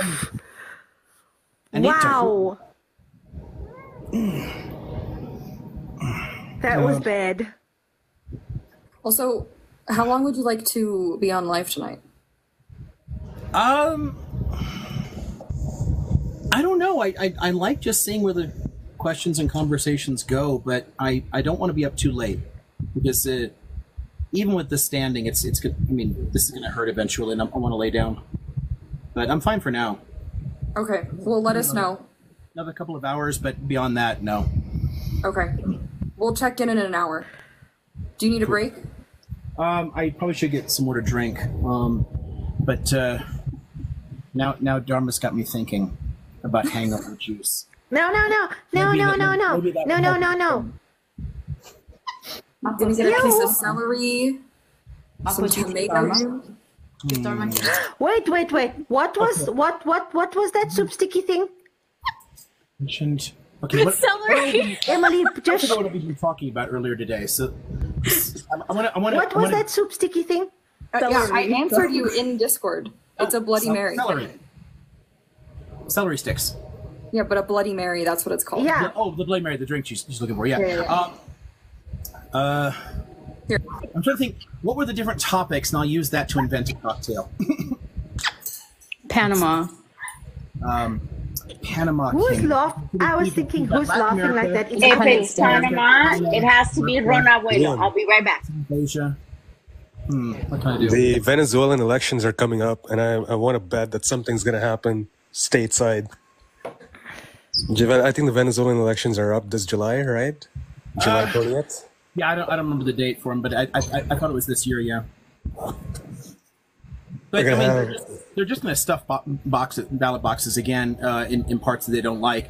The Maduro government is popular in some parts of the country and wildly unpopular in others, so it's just go and see if there's no problem. But last time they fucked around a little bit. So Gigi, I dropped you because I don't know what that bottle is of, and TikTok's very sensitive. They'll run the AI over your video within a couple seconds, but I'll bring you back up right now. It's a shame they do that even with the audience control. So as I set the audience control, and people say that doesn't stop it if somebody still like smokes or drinks or It doesn't something. matter. No. Yeah, it really should. I mean, what the hell's the point of the audience control? Yeah, no, Gigi can lose live access, and then we can get, so it'll affect both of us. You know, it'll just be, if you request again or. Okay, well, I'm gonna go grab something. I'll be right back. It was Go really and nice come talking to back. you. I want to go. Thank you so much. I gotta go though. It was really nice talking to you always. I'm studying these days. That's why I'm not coming on here. Sorry. I'll be back more. Bye. Lovely Wow, seeing you. going to school. Bye, Pharma. None of us study ever. Anna, you have the most deadpan humor in the world. Wow, going to school. You're worse than me. I am. The two of I you say are that just, oh my God. Sorry. I had to be 100% protective. Okay, I'm about to enter into Dharma mode. In 3, 2, 1. Okay, guys, Do the like, accent. share, tap the screen, and join the team at the top. Okay? And then, Yeah. guys, we're going to get to Do 20K the likes. Dharma thing. That's our goal. Okay, can I do it quickly? Okay, so what? How many people are there in this live? I'll do it. So just until Sir comes back, and then I'll leave. Okay, I have to There go. are 'cause 30 people this- in this live. I can't I hear can't you, do the Dharma. Is it just me? do I do it like that? Wow. No, I lost my South African accent. I can't do it. I'll work on Okay. it. I'll make you proud. Okay, unmute. Because I can't hear you. There you are. Oh, wait, I'm sorry. I just muted you again. That was an accident. No.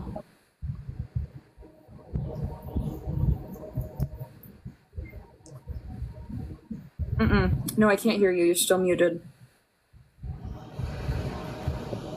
Can you now? But I can hear background noise, but I can't hear your voice. Like, I can hear I traffic. just heard you, Can you Dharma. hear me? Yeah. There's no traffic at 4 o'clock in the morning. I'm hearing I somebody think else's there's traffic. something up with your mic. Emily, can you hear her? I hear a background noise, but I don't really give a shit. It's like No, I pretty. can't Can hear you hear me Emily. now? Yeah, I can hear you, Dharma. There's, Do your thing. there is somebody on this live that has their mic on that has a background noise. No, it's not better. Not me. Mm-mm. No. Mine is off. Off.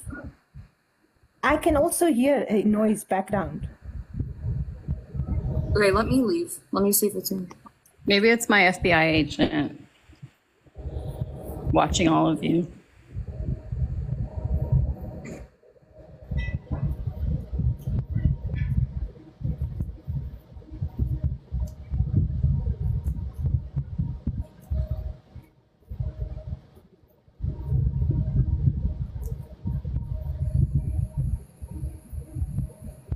Okay, I still couldn't hear you, Dharma, though.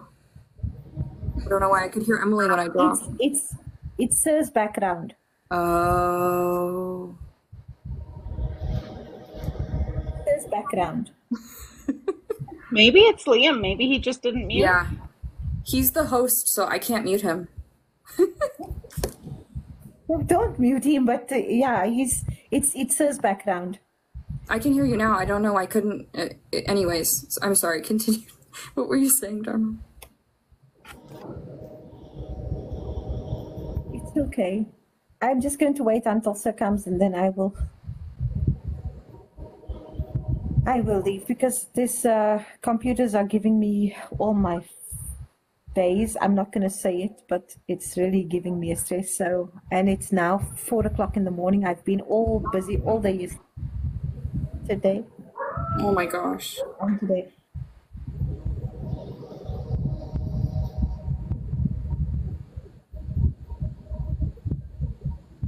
I drove 7 hours today to view apartments, and then the apartment that I really wanted had water damage, and the flooring was disconnected from the foundation and coming up.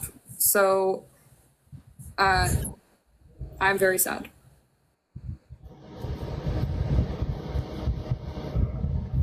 What area are you looking?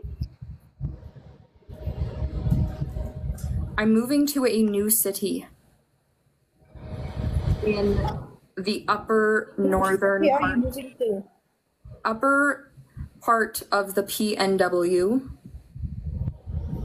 Okay, just trying to think if I know anybody. We can message about more specifics at some point. Or you can check the Discord. I have put it there. I might know someone as well, Anna. Just remind me. Okay. I'm buddy with another insurance agent in Washington, and he's got landlords. Okay, cool. Eastern or Western? Not sure exactly, but I'll find out. Okay, cool. Yeah. There are some other ones that I'm looking at. I just really wanted this one to be perfect.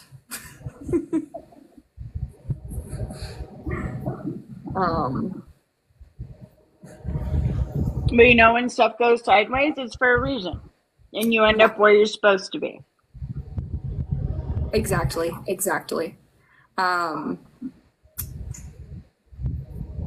Up here the rent is more reasonable, so I can afford like a much bigger place than typical. But the standard is it's a lower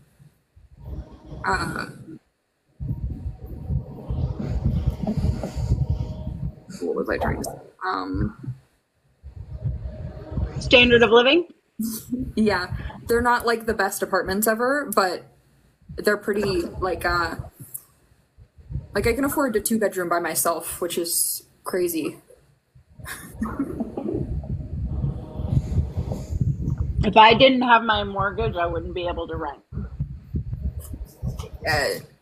I can't rent where I live right now. Star, I may be there too. That may be where I spent my entire life. Nikki, I agree. I have spent all my years in the PNW. It is the best. I'm moving to somewhere drier and a little more arid to do an MSW. So it's going to be really exciting in September. Very cool. I was going to say, if you like arid, you could come down here in Southern California. I'm 30, 45 minutes from the beach, but I've got mountains in between me, and then we're in the desert. But it's like 20% humidity. It's been like 106, but 94. I think we've been at about like in the 40s of humidity, and then similar temperature, but a little less. I've never been to California, and I've lived above it my entire life. I attempted to live in Santa Rosa. I couldn't hack it. It was too cold. It was too humid. I couldn't do it. Like, even Northern California was too much for me. I'm a sissy. I like my heat. Oh, I could do without it. Heat can go, 70. Oh. I dress like this in Vermont in January.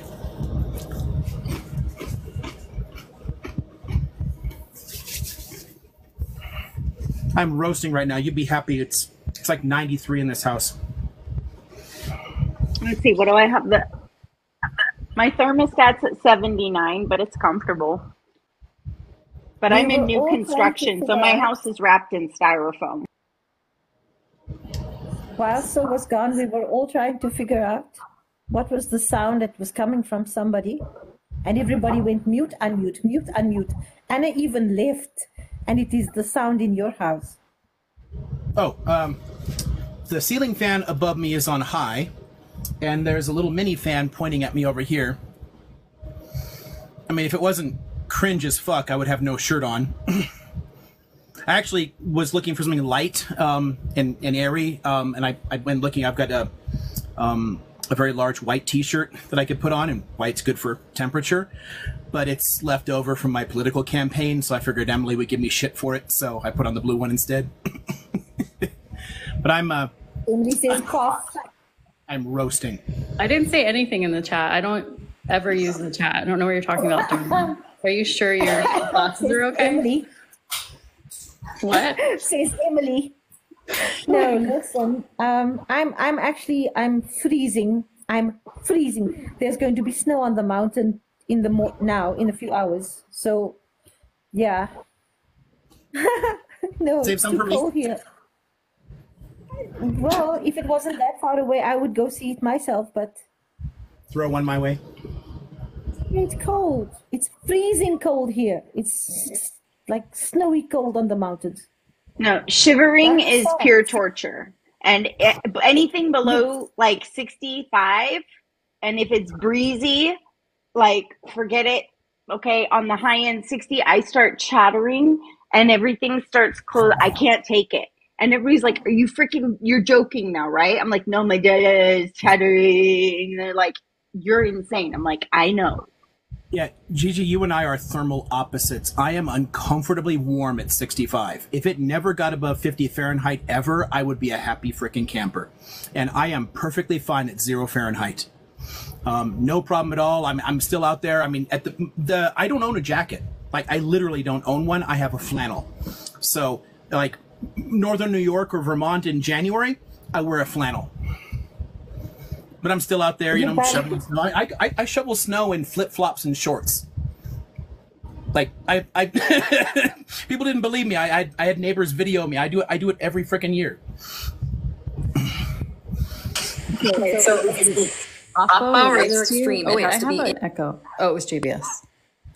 Oppo tries to go in the freezer anytime it's open. Like if he sees you open the freezer, he'll fly in there and then you won't come out. You have to drag him out. Hi, Jamal. I mean JBS. Yeah. Romance. Hey, what's up, y'all? Bromance, that's right. Is it Oppo and Liam the bromance? Is that what it is? Or is it me and Liam have the bromance? It's all of you together. Well, no, because Oppo hates you, JBS. He hates me. Yeah, you know that. How y'all doing? JBS, I have one question, JBS. Yes, ma'am. Yes, ma'am. Did you get to the 75? I want to know. I did 75 actually. Yeah. It's a number. That's a good number to do. 75. No, listen, just watching you kills me dead. Yeah. No. Yeah, I did my workout today, so I just finished up. And so, what up, Autistic Annie? Hey, everyone. Yeah, man, I did that. I just finished, and Geek was in there for a little bit at the end. And so, how y'all doing? How y'all holding up? Good. Hey, Liam, put me on the big screen for a second. I'm so proud of myself right now. I'm so proud of myself. I just checked into my ribeye. Look at that. See, that looks good right there. I could do like, is that meat? Yes. Mm-hmm. Yeah, that looks. I don't like it well done or medium. Meat. That's medium rare. But that's medium. That's medium. Yeah, I think it's medium. But that's the best way to eat it. Auntie. That's the only good way I remember it. JBS, tell me, if you can eat your meat like that, then you can just bite the cow on the ass when it's walking past, man. No, that's man, no when way. It moves. It's not chewy. When it moves and it's too blue. chewy. This is pink. This is pink. And you I stole my son's shirt. That looks good. No, I can't see. I can do medium or medium rare. I can't do well done. It becomes the meat's too hard. Yeah, no, it's like a brick. Yeah, there's no way. One of the funniest freaking things I ever saw was Trump ordering a steak, like well done, and pouring ketchup on it. Like, what the freak you doing? What? But it's hard, Gigi. That's hard because I last had steak in the 90s. Really, the 90s? Why, Liam? You don't eat red meat, or I don't. Chicken, right? You said chicken. I still, I can still remember the taste of a medium Moroccan pepper steak, and I just still want to it's so good, but I don't eat it anymore. Oh my God, this is so good. Oh, thanks. I just finished working out, and you're eating right now. This is horrible. That's what you get for working with your shirt off. I wasn't. I got a tank top on. I would never do that. Inappropriate.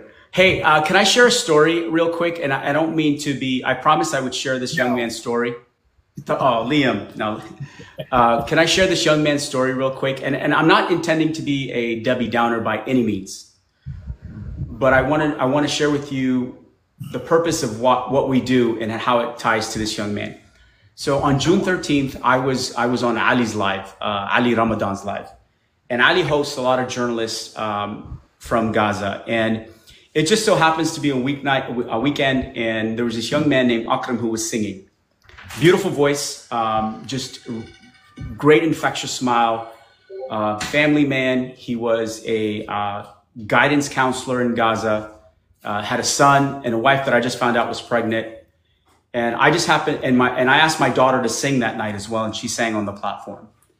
And last night I joined Ali's live to find out that he was unalived. 4 boom booms targeted at him and another man who was responsible for orphans. 4 different times boom boomed in the same spot.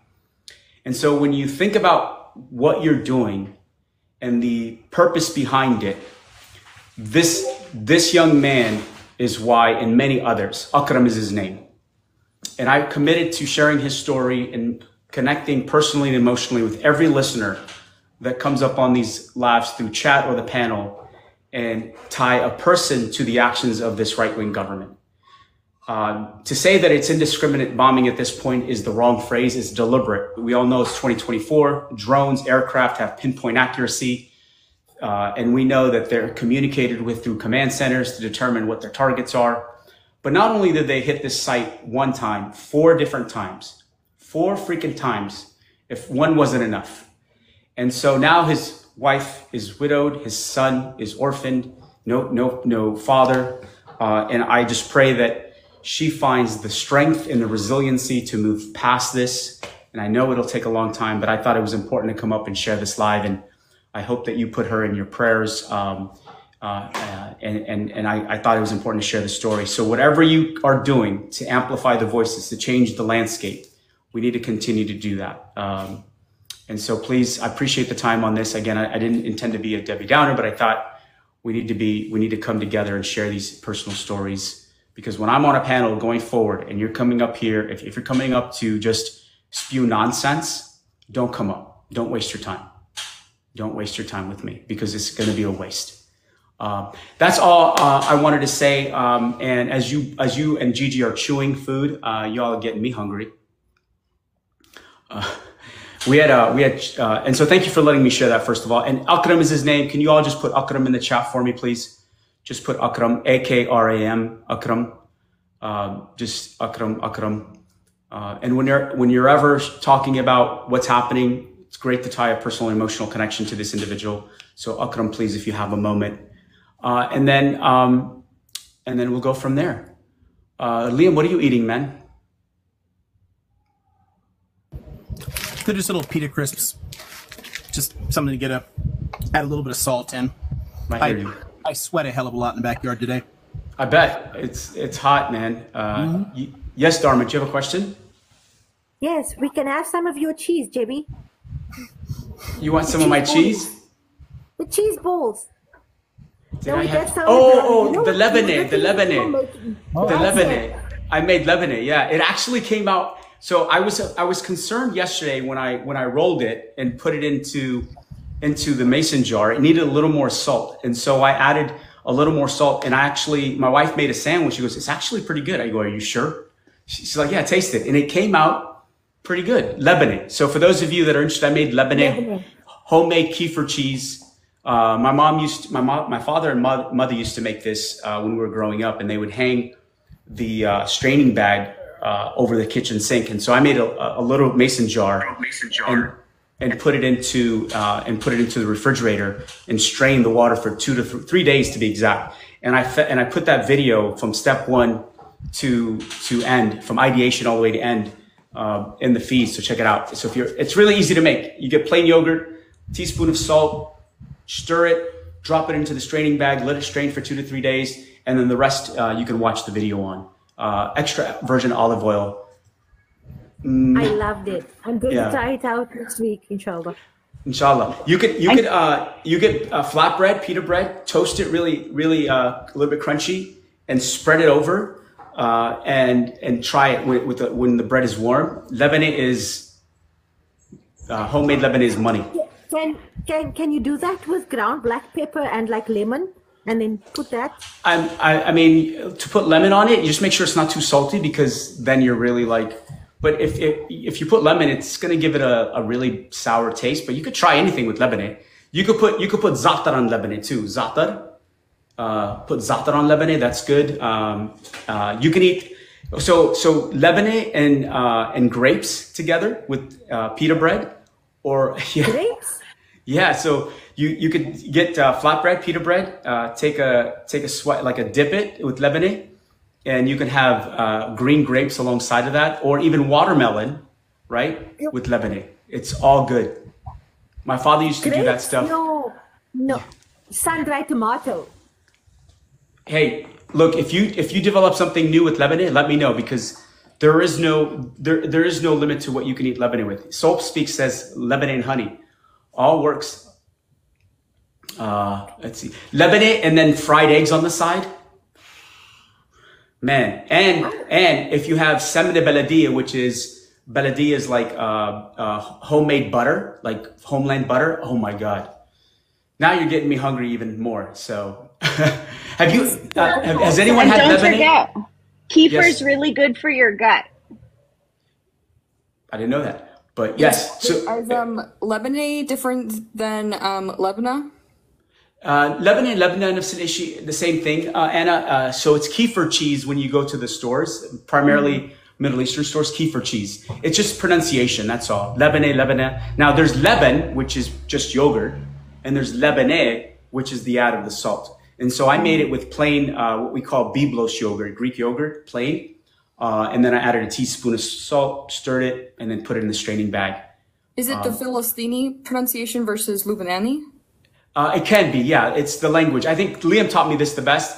I said, well, it's dialect, right? He goes, no, it's language, because every region has its language. So the language is going to vary, right? Like Philistini will say it differently.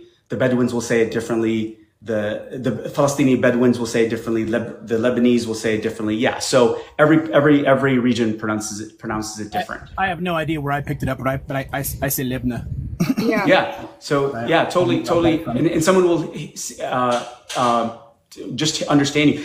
It's so hard sometimes, various languages to understand. It's funny because I not to digress too much, but I put a video in there teaching people how to say ya albi, and some knucklehead responded, says, no, you're saying it wrong. Because you're supposed to use a Q. I'm like, no, I'm saying it the way I learned how to say it. Doesn't mean you can't say it other ways. Because kalbi means, like, if you say it that way, it's dog. But depending on what region you're from, you could say galbi with a ga, but I say albi. I learned all my life albi. But Lebanon, all the same. So it's a cough. It's a Albi is dog. Kalbi with a Q. Kalbi. Oh, okay, so yeah, Kalbi. Yeah. But did that sound like you were dropping the first letter? No. So there's a K and a Q. It's a cough and the calf. The calf is like a kind of more of like a regular K, like in English, and that's in dog. But then the cough, which is more of like a caw, you like make it more like aspirate sound. I think. Yeah, more Otterby sounding. I've always learned albi. Yeah, I've always learned albi. But and because Palestinians don't pronounce the cough in a lot of words. It depends. Yeah, and it depends, right? Like Bedouins will say it differently. Kalbi, someone's saying kalbi with a kalbi. Ma kalbi ya habibi, kalbi. No, yeah. Anna, do you speak Arabic at all? I studied Arabic in college for 3 years. Very cool. But you learn Fusha first. Yeah. And you have to learn how to read it and write it. So it's about 6 months of reading and writing, and basically like ahlan masahlan, sabah al khair, sabah al nur, all that stuff. And then you're like, okay, I'm a little bit more ready. And then they're like, okay, but guess what? Everything you've learned, no one says in real life. So now let's reimagine everything. My professor was from Misr, from Egypt. So different completely. Yeah. So I did Egyptian Arabic for about a year. That's a tough language to understand sometimes because it's so rapid, and they're using the ga sound in a lot of pronunciation. I have a lot of Egyptian friends. As a matter of fact, my cousin's married to an Egyptian, and when they're speaking, sometimes I got to really pay attention to what they're saying because it's hard. And you learn Fusha, which is the formal way of learning Arabic. So I don't. If I was listening to a newscast right now, I wouldn't understand what they were saying. I'd have to like every other word. I'd have to have subtitles. So it's street Arabic that I know. My mom would even say it's street Arabic. It's some foreign Arabic that I learned growing up here. Yeah, so when I listen to journalists on lives, like in Ali's live or recently Hayat Tamimi has been going live with a lot of journalists. I've been watching hers. I can understand them much more than I can understand. Like I can tell when the journalists go up and when someone who has been working as a journalist after 10/7. So if I asked you what your name was in Arabic today, the way I say it, would you understand me clearly? Yeah, if you said like Shu Ismik. Yeah. Yeah, Shu Ismik. What about Wen Khliti? Like, you don't have to tell me, like, Wen Khliti. Do you understand what that means? Khliti? I haven't heard that before. Wen Khliti, Wen Walati, and where were you born? Wen Khliti. Yeah, See, I learned min aina inti, min aina, but it's anta, inta. Min wen inti, or min wen inta. Like, where are you from? Or for female and male. Where are you from? So where are you from is broad for in the English language. So you don't have to say where are you from, unless you say where is she from, like Gigi. But if I were to ask a male or a female, where are you from? I don't have to do it. I don't have to say it like I would in Arabic. Min wen inti or min wen inta. Right? At least for me, that's the way I learned it. Fusha likes their inti. I don't know if Fusha does. Do they? Oh yeah. Okay. So they like the. That's cool. So I didn't know that, and that's awesome. كيف الحال? كيف الحال؟ شو أخبارك? There's so many ways to say hello. Oh yeah. It's كيف الحال؟ شو أخبارك? What's your news? شو الأخبار?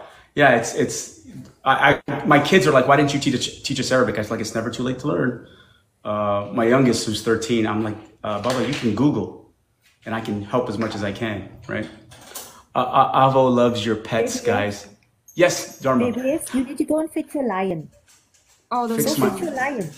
Fix my lion? There's two. Go fetch your lion, your dog.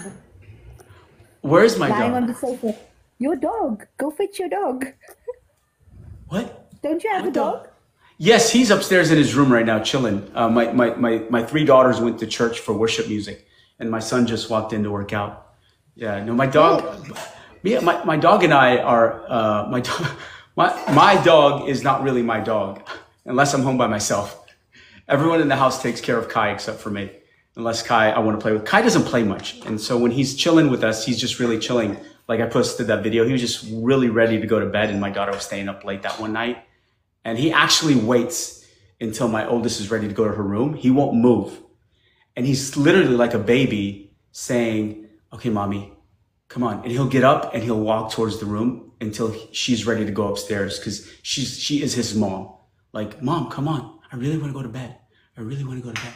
Can we go to bed now? So, Mama. He and I actually shot an ad together, and it just posted for pet food. I filmed it last. We need a link. I'll share it with you all at some point. We filmed it last August, and it just posted this past week.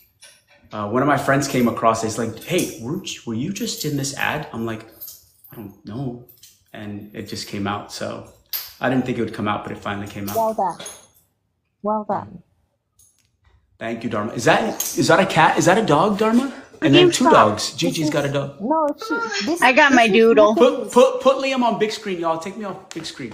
Put Liam. Liam's like trying to look through. There you go. What? Yeah. Put the professor on.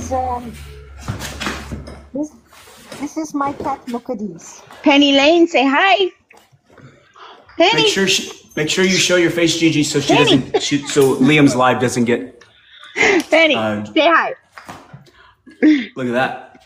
Oh, we got a cat. I got a cat too. This is Okay, I want to show your name, Baba. No, she doesn't want. Her name is Mukadis. Yeah, I'm done with Can you that. see? Let me have that. Yes, I can Her see name, that. How old is her she? name is Mukadis, and yeah, she's a Siamese. Nice. We have a tuxedo cat. I think I showed Liam once, but he doesn't like hanging around unless we're about to feed him. He's a meower. He meows regularly. I miss my tuxedo. They're good cats. Yeah, it's not too bad, you know. Like once he eats, he settles, man. He doesn't do anything. But when he's hungry, God help us. Like literally at my door, yeah, he's like calling us. It's, that's how Moshe got his name. Just the repetition. It's like Moses, like let my people go over and over again to Pharaoh. It's like how he wants it. Just insisting to Pharaoh, give me. Yes, I'm like, dude, chill. You're gonna get your food. It's like you never get fed enough. So it's crazy. It's crazy. Let me. I'm gonna see if I can show you something real quick. Hold on. I'm gonna try to get my video. Hello, puppy. What are you doing, puppy? Nom nom nom nom nom nom nom nom nom nom nom nom. Oh, snacks. All right. Can you guys hear me? Okay. Yep. All right. Oh. She's super gentle.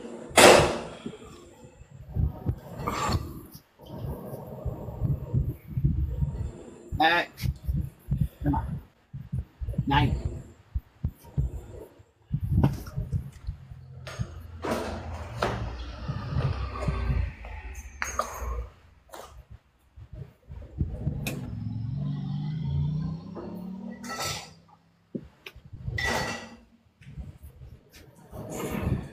It's funny. I don't know how to get a video to play on this thing.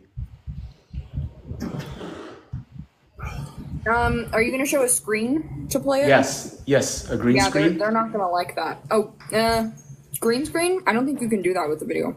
Oh, you can't. Let me see. I thought let's get rid of the green screen. I don't have live access, so who am I to say you can't? I've never. But if you show a screen with the camera, it'll get the live banana. Oh, then I won't do that. For the record, empanadas, not Israeli.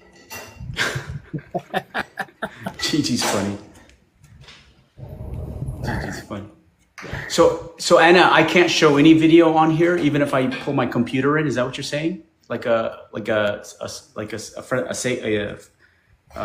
friendly commercial? I've seen some lives where like it's been fine, and then I've seen others where it's gotten taken down within like a minute or two of putting the video on the screen. Okay, I won't risk it then. I wish you could though. It doesn't really make sense to me why you wouldn't. I thought it was anything that was against community guidelines. Yeah, I don't know. I think it gets more sensitive the more strikes you have. So if someone has shown like a lot of videos, which I don't think this live has any, like we would probably be fine through it. But then like if tomorrow we show a video and then it happens again, you know, like they'll flag us or whatever. I won't risk it. I'll do it when I go live on Tuesday for book club. So that way Liam's not at risk. There's also TikTok Studio, which is you can get on your computer as well, and you're able to stream videos directly through it. Right. I have to have 10,000 followers. I'm almost there, but I have to have 10,000 followers. I'm at like almost 7,800. So exclusionary. 22 more hundred, but we'll get there in due time. What are you all talking about today? What was the topic? At this point, I have no idea, but I think before it gets too much farther, when you brought up, was it Akram? If you're talking about the unalivings, one thing that might help and to drive it home for a lot of people, because I know I made a lot of posts and discussions about this. Syria does that. during the height of the conflict, they would fly in and they would what are you supposed to say? Boom boom, like an apartment block or something, and then they would hang out still in the air but out of range, and they would wait because they would figure out how long it takes people to charge into the rubble looking for survivors, and then they would come back and do it again just to get the early responders. If the Israelis are doing the same thing, make that parallel, because everyone calls out the dictatorships for doing shit like that, but the democracies always get a free pass. Like, no one cares when Britain does it, the US does it, the Israelis do it. So, like, point out, this is the same fucking inhumane tactic, and they know what they're doing.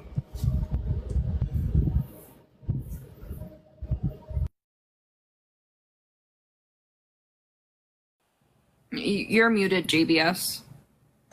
That would mean you dropped the round, waited, dropped the round, waited, dropped the round, and then dropped another round 4 times, or did a flyby and then came back.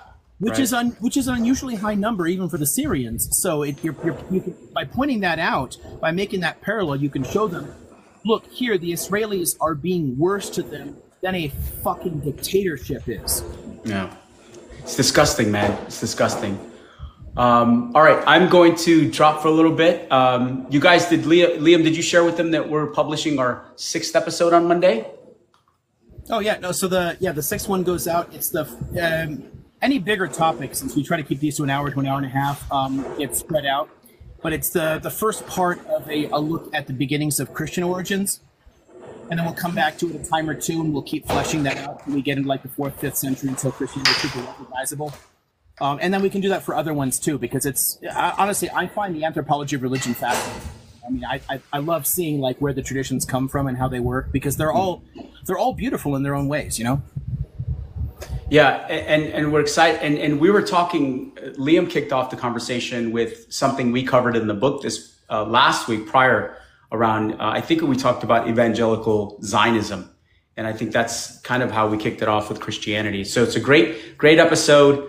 If you've seen me quiet this time during this episode, it's because I was really listening to Liam just share a ton of great information. And so I look forward to it. This week's episode is about mixed martial arts, health and fitness. So I'm really looking to get someone to interview. I've got a few call outs, but getting people to commit this stuff, quite frankly, when our platform is just growing, it's tough, but we're going to do our best. If not, look, you got me, and I'll share as much as I can of the 14 years of experience. And so I appreciate you guys. I'm going to go share Akram's story with other panels, and I'll be back if I can. Bye, Gigi. Bye, Emily. Rebellion, Anna. We'll talk later. And my good brother, Liam. We'll chat, my man. Later, JBS. Later, y'all. Say hi to Summer for me. I will. Will do. All right, guys, on Sunday, we will be viewing a documentary called Resistance is Life about a 8-year-old girl named Evelyn who is from Syria. Emily could have a little more details on this, but if you're a part of our Discord, I made an event. Time is TBD, but it'll be this Sunday. I can look up the film and refresh my memory on like the synopsis real quick. I met the filmmaker in Savannah, Georgia. Everything I wrote about it on Discord, I cannot say here. Oh, yeah. Yeah. I don't know if this is on the same vein or not. My kids have been talking to me. Fantastic movie. I think it was Netflix, Salt of the Sea, about a Palestinian woman who goes back and reconnect. Oh my God. Yeah, and I always say this because I grew up like listening to Bella Ciao in the car, like nonstop with my grandparents. And to me, like I even have like the Palestinian Bella Ciao. I used to have it pinned. I'm not sure if I still do. But there is no people more Bella Ciao than the freaking Palestinians. Like, I'm going to fight. This is my land. And if I die, you're going to bury me on that hill. And then when the flower comes up, people are going to say, oh, what a pretty flower. And I'm going to be right there and they're never going to get rid of me. And to me, it's like I have Levant blood in me, and I'm Sicilian. So we're the, what's the word? Discriminated against in Italy, that we're the dark ones, we're the Arab mix, we're the whatever, we're the gypsy, we're the, all the horrible things. But Yeah, we're all the best things. I got all those stories from two sides of my family. Like the Sicilian side talked a lot about the shit that they put up with, and the Irish side talked about a lot of the shit they put up with. So I think I told you, but I don't think everybody's heard this one. So on my Sicilian side, it turns out that the Sicilian, it's a lot of Maltese. And so like it moved around. And we always knew that my dad's side of the family, my grandfather's side, was from Chihuahua. So when we found out about the Maltese side, I became a Malchi. I am a Maltese Chihuahua mix. I shih tzu not. I shih tzu not. That's great. Yeah, that's my dad joke for JDS, besides the muffin joke. When I did those DNA tests, I found I got a bunch of Berber DNA, Amazi DNA. That's from the North Africans passing into Sicily and settling in there. And for a long time, we had a significant, Siculo-Arab, like there was a significant form of Arabic spoken in the islands there, and Maltese is actually a descendant of that whole process. So yeah, Maltese kept it. Sicily eventually lost it, but Sicilian adopted a whole bunch of words from Arabic, which is interesting too. Oh yeah, and I tell like friends of ours, I'm like, what is one of the proposed like places that Atlantis used to be? It was Malta sunk into the sea, and what's left is the mountains. I'm like, yeah, I'm that Maltese friggin', yeah, I'm an Atlantean, bitch. I'm a witch. And I told them a story. They're like, you're a witch. I'm like, yeah, no shit. I'm like, my daughter hasn't told you I'm a witch. Like, that's the first thing she comes up to tell people. And she's like, my mommy's a good witch. And I'm like, ah. That's great. At least they're saying that the good witch, because we all describe my mother as a fire-breathing dragon when I was so good witch is definitely better. Okay, Emily wanted to say something about the documentary really quick, and then Nikki also had something to say. Rebellious, if you could request backup, I'm just going to cycle you for Nikki so she can speak after Emily. Okay, I have bird noise because Alpo's like clanging things around. It's been a pleasure, everybody. Thank you. I have to go run to GameStop because we have to go get a birthday present now. I gotta drive to Temecula, and I don't want to go to Temecula. I hate Temecula. But maybe they'll like my shirt. Have a good night, guys. Good night, Gigi. I like Gigi so much. Have a good night. Okay, so the film that Anna was talking about, I'm gonna try and censor through these words. Let's see. Can you guys hear me? From a refugee camp on the Turkish-Syrian border, an 8-year-old girl, Evelyn, characterizes the resistance of her homeland. Her heroes, the Kurdish female fighters, are defending the city of Kobani against the onslaught by ice cream militants, also known as DoorDash. The power of the human spirit emanates through Evelyn as she shows us that hope and resilience prevail even in the most tragic of circumstances. Evelyn takes us on a journey that introduces the many different faces of the resistance on both sides of the border and provides a unique look at the extraordinary spirit behind the first major victory against ice cream. It's really quite lovely, and it's the TikTok language is threatening to put me on the wrong side of this conflict, so we need a better word, because I'm not comfortable with conflict against ice cream. That's just no, the ice cream must win. I'm so autistic. At first I didn't get the joke, and I was like, Liam, are you threatening to join Dash?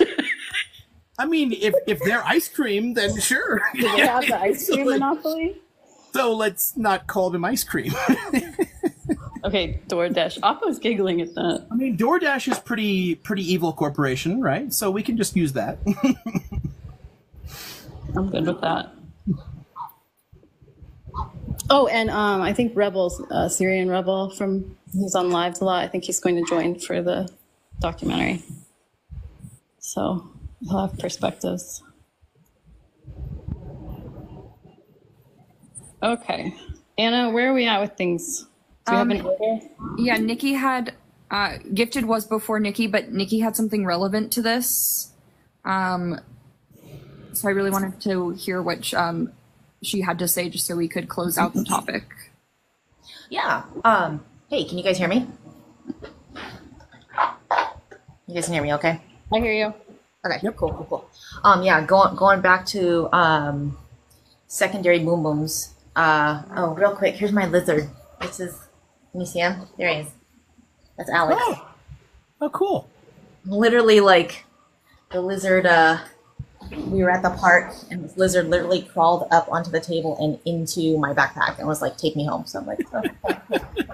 So now he just sits here in all my plants. Anyways,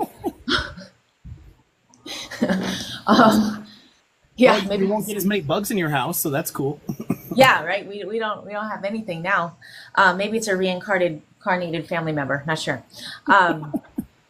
Anyway, so going back to the secondary boom booms, one of the things that's really important about that history, and I kind of posted a very irate video that's still like getting a ton of views and likes. And I think it's because I'm yelling in that video. So maybe I just need to yell in all of my videos. I don't know. So a thing about secondary boom booms is that this has been a pattern and a tactic possibly before Oklahoma City with T. McVie, if you know that dude. But he was the first one that really made a domestic impact on the use of secondaries. So ever since then, it was in, I want to say, it was either 2010, maybe a little bit before that, when one out in regards to AR-15s, pew pews, and high capacity things to hold the pew pews. Fucking TikTok. So in regard to that, there was actually a law that was passed, but it had expired. And so that is why T. McVie had to go about doing things in the way that he did, is because we had this law in place and then Congress let it expire and they never put it back on the table, or at least, turkey neck over there in Kentucky still has it sitting on his desk. Okay. So that law expired. And then ever since, that's why you've seen an increase in, MCIs regarding mass casualty incidents in regarding pew pews. Now, in regards to the secondary boom booms, this has been a tactic ever since T. McVie that T groups in other countries, as well as actually here in Empire, they learned it from us. Okay, they learned that method from us. But as I was saying in my post, they teach it as though it's only them that are doing it, when in actuality, that idea came from us. A lot of the tactics, even in T groups in Africa, they saw Terminator, for example. They saw that movie Terminator, and they saw the trucks, with the pew pews on top of the trucks, and they're like, oh, that's actually kind of a good idea, and they actually started using those methods. So then, as a response to the 911 incident, because there were secondaries that were supposed to be in place as well, along with the Sears Towers boomings before that, in the years before, there were secondaries that were placed around the building. And so as a result, what we saw was an increase in reporting, and unfortunately some of that stuff got released to mainstream media as though they were actual attempts. And so what a lot of that was intelligence, not only testing city response and county response and state response, it was also testing mainstream media and the narrative and how quickly they could get things out and what societal response would be to that narrative. So not all of those reports from the mainstream media about boom booms being in cities were from actual T groups. Some of them were the cities themselves testing emergency response to that. We'd get them all the time in my county, of which we never knew if it was real or if it was a test from the county. That's how like hush hush it was. And there would be times where they would put something out on a street corner and then they would see the response, but we were always taught to double check and look around to see if there's anything suspicious in the surrounding area, and then we would have to stage blocks away and keep an eye out, and we were trying to make sure that we never used the same route to get to a scene, like what would be our egress and digress out of the scene and into the scene. And then there are times when it was actual T cells within the county that were testing our response and to see how many people would show up, in which the video that I posted the other day where I'm swearing a lot, that's what that person was doing. They were actually trying to get more attention to the scene, and it was like a test. And what I had found out from the county was that they knew who that guy was. He was part of that T cell in our county.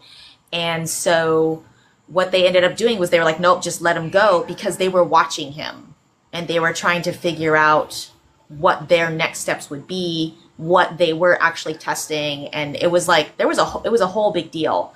So when we see some of these moves that the First Order over there, the blue and white place, that's what I'm calling them now, that the First Order is using, you can look back in our domestic history, and it's most likely that they're paralleling each other. They're using the same tactics.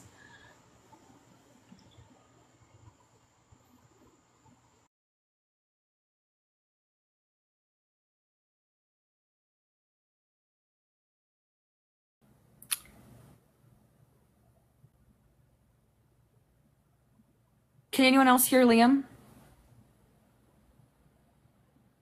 Oh, interesting. Apparently, if I remove the little bar at the bottom, it doesn't unmute me. Okay, sorry. Yeah, it's important, I think, to raise this tactic regularly, to point out that it's done consistently and regularly. It's not an unusual circumstance here, and it is done specifically to target those first responders, the people trying to help when these things happen. So if you're trying to, I don't know, help people understand how this is genocidal and not like going after T groups or whatever, like, I mean, come on, targeting first responders is kind of a big red fucking flag, and it's not unusual. So the more you can show that, make historical parallels, show other places that we easily condemn. So you mentioned McVeigh. Cool. Everyone condemns that. I think, well, most people at least were behind like condemning Assad's tactics. Emily will go off on that if she gets an opportunity. We're fine saying like Assad bad, but no one's making a fuss about the Israelis doing this over and over and over again.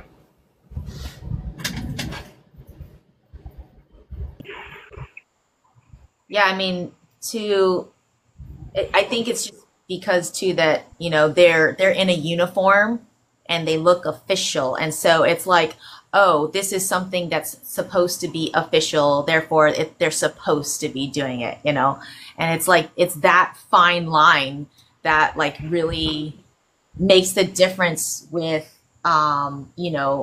manufacturing consent and getting people to be like, oh, okay, this is a professional thing, so therefore they know what they're doing. Yeah, it's interesting how we always defer to governments as if they somehow were good. Like that, if a government does it, it's fine. I'm like, I don't know, dress a bunch of people up in Hugo Boss uniforms and say, are they doing good shit? No, they were not doing good shit. Wearing a uniform doesn't make you the good guy. Yeah. But people do this over and over again. Oh, it's the government, and we like that government. The government's fine, so they can do horrifying shit. Yeah. Yeah, my brother is Marine Corps, and they're the ones out of all of them, aside from the Air Force, they're the ones who are, as far as their dress, very, very strict on it, because they're supposed to look really good first in, first to fight, you know, and they're supposed to look really put together and very professional, and it's just one of those kind of dichotomies. Oh, Hugo Boss. It's one of those dichotomies where it's meant to visually stimulate you into compliance, even though they could be, you know, holding a bayonet to you from behind. Yeah. All right, that was all, guys. You guys can let somebody else up. It was great to hear from you, Nikki. I think it's the first time I've seen your face and heard your voice. But you're here all the time. She's got a podcast, you know, like a show, so go check it out. I'm just out of the loop. Plug your show, Nikki. I haven't Awesome with heard Autism it. Show, right? Oh, okay. Mm-hmm. Mostly on my YouTube channel is all that stuff, and it's kind of old because that's all my long form content. All of the Palestinian cause is here on Instagram and TikTok, but my long form content is all on the YouTube channel, and the podcast. Yeah. And what's your YouTube name? What do we search for? Oh, same thing. The Awesome with Autism Show. It's the same thing. Okay. Yeah. Cool. In the chat, there's like a little bit of like local lore here. So talking about some Temecula wineries and whatnot. And interestingly enough, Temecula wineries have been around long enough that some of them are getting pretty good, because it takes a while for the soil to really adapt and the grapes to get good, whatever. But some of them are getting to be pretty good. So if you're in Southern California, try some of them out. You know, like they're getting good. And Pappy and Harriet's in Pioneer Town near Yucca Valley. Pioneer Town was a like a film set. Like they tried to make it was for westerns back in the day, but instead of tearing it all down when they stopped making westerns in the area, they turned it into a little local tourist spot. And there's a really fun restaurant there, and they do live music, all kinds of stuff. It's one of those places where like there's just tons of kitsch all over the walls, you know, just like covered in shit, which is a lot of fun. You know, there's every place that's got something like that, every town has something like that. I find them. I love them. there's so much character. So if you're in the area, Pappy and Harriet's is a lot of fun. Pretty good food. Go for it.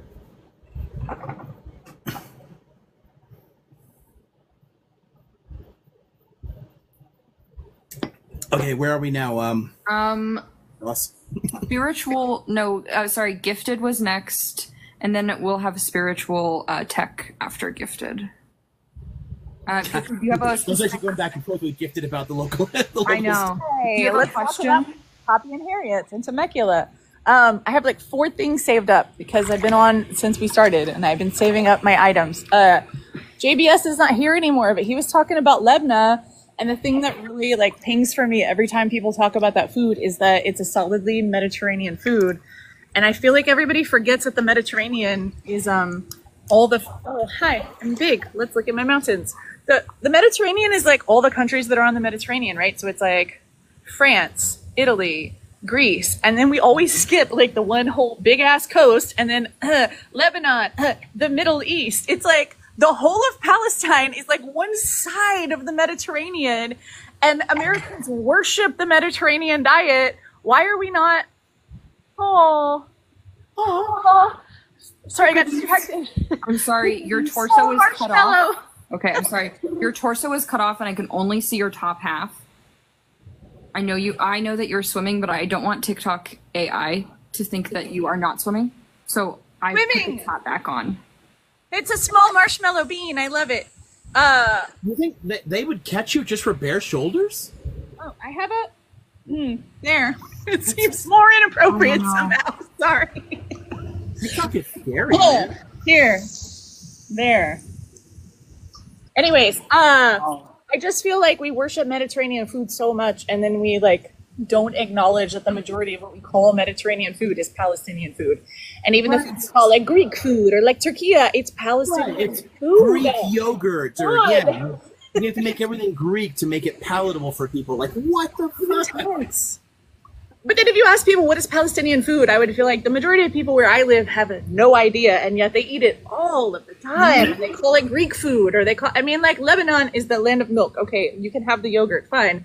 But I just feel like we eat a lot of Palestinian food without calling it that, and I feel like that was intentional. That is not an accident. It absolutely is. You know, it's a marketing issue. Also, number two, somebody was talking about the bees. I live in the desert, and so this pool is like an amazing oasis for bees. And then I get in here and I swim around and I make the most tempestuous sea. And so I spend a lot of time fishing bees out of the water because they're like, fuck, fuck, fuck. And I'm like, sorry, let me get you out. And I don't know if anybody can verify this, but I feel like bees have people memory because after I dry them out and I spend a lot of time rehabilitating the bees, I feel like they come back and they're like, hey, a friend who got me out of the water, thank you. Like, I feel like they're all swarming me right now, not because I'm a bee target, but because I'm a bee friend. That would be cool. Am I wrong? I don't know, but I feel like we're on a really good path. I don't know, but I know that like the best supercomputers in the world are barely as smart as a bee. That's a hive. Hive mind? Did we? That's not really what I came here to talk about, though. What really made me come up is that you guys were talking about the weather, and I need you all to know that today when I got out of work and I got into my car, it was 124 degrees. And I forgot to put the shiny thing in my windshield, you know, the shiny thing. And I got in my car and I could hear something going like click, click, click. And it was my windshield going click, click. It was the tiny little star from the rock spreading. And like the smell of solvents, which was just the plastics inside my car dissolving. Yeah. It is so hot. I was wearing a necklace and it immediately superheated and like my skin. Why do I live in the desert? Yeah, the sun will destroy your dashboards and whatnot. Somebody was talking about global. I forget who it was in the chat that was talking about global warming, and they were like, "Leave immediately, move." But I feel like the desert is safer for global warming because of the wet bulb thing. Because, and I'm not a climate scientist. This is not my field of science. So correct me if I'm wrong. But I feel like wet bulb is just temperature times humidity. And we don't have humidity here, so our wet bulb is lower. Maybe I don't understand that science, but I feel like desert people for a really long time have been figuring out how to cope with heat, and our houses are made of like, well, yeah, stucco and adobe. You know, like I feel like we're safer in some ways. Question mark? The key there is the power consumption is going to go way the hell up because of managing air conditioners. And a lot of water has to be imported into the area because of population. I mean, when I was a kid, there was nothing in between Palm Springs and Indio. It was just fucking empty, and it's complete. The Coachella Valley is completely filled in with people. That's exactly where I am right now. So many people that live in this area. It's pushing the water consumption way up, and California can't sustain that long term. So there are problems that way. But yeah, in the southeast, heat waves, in a few more decades, heat waves will kill mammal life that step out of shade, because it will be over what our brains can actually tolerate in terms of the heat, because the humidity pushes it way up. In the desert, we don't get that. But we do have serious issues with water consumption and air conditioning. You mean this water? You mean this water in the middle of the desert? Is that this water? Well, just water in general. I mean, it all has to be in the middle of the desert. It's all being pumped in from, Colorado and everything else. We're sucking water from the Colorado River. Yeah. And here's what's crazy is that my power bill, and I live in the desert, right? So power should be free. We have wind farms. You've been here. You've seen all the wind farms. Yeah, mostly goes to Los Angeles. Power should be free. My power bill is $400 a month. Water should be really expensive. My water is $20 a month. Yep. Why? Yeah, we put in all those wind turbines, but they're mostly owned by, like, the city of Los Angeles. We all of our power, it says it on our power bill. The same thing in San Bernardino County. There's a whole bunch of them around here. There's tons of these things, but they're all actually for LA. They're not for the local area. And then we don't have the money or infrastructure to put them up for ourselves. Are you familiar with the Salton Sea? Yeah, I've been there a ton of times. Figured out that the Salton Sea is a good source of lithium. Interesting. Thermal mining for lithium, and so like maybe we're gonna mine it from there. But also, it was GM that was investigating it, so maybe GM is gonna shut it down so that nobody can have that, as they have done before with alternate energy sources. So maybe we are not gonna get lithium from the Salton Sea. But it just feels like we're drowning in power and paying more than anybody else for it, and then we have no water and we get cheaper water than anybody else, and it just boggles the mind. One of my graduate cohort, there was somebody who actually studied the environmental history of the Salton Sea, which was fun to hear in the discussions because we all get to like present bits of our research and talk about things. It's rich. I'm really hoping they manage to actually, I don't know, save it and revitalize it, because the stench for years was just horrifying because some of the fish had all over the place, so yeah, just getting some water into there would be nice and saving it.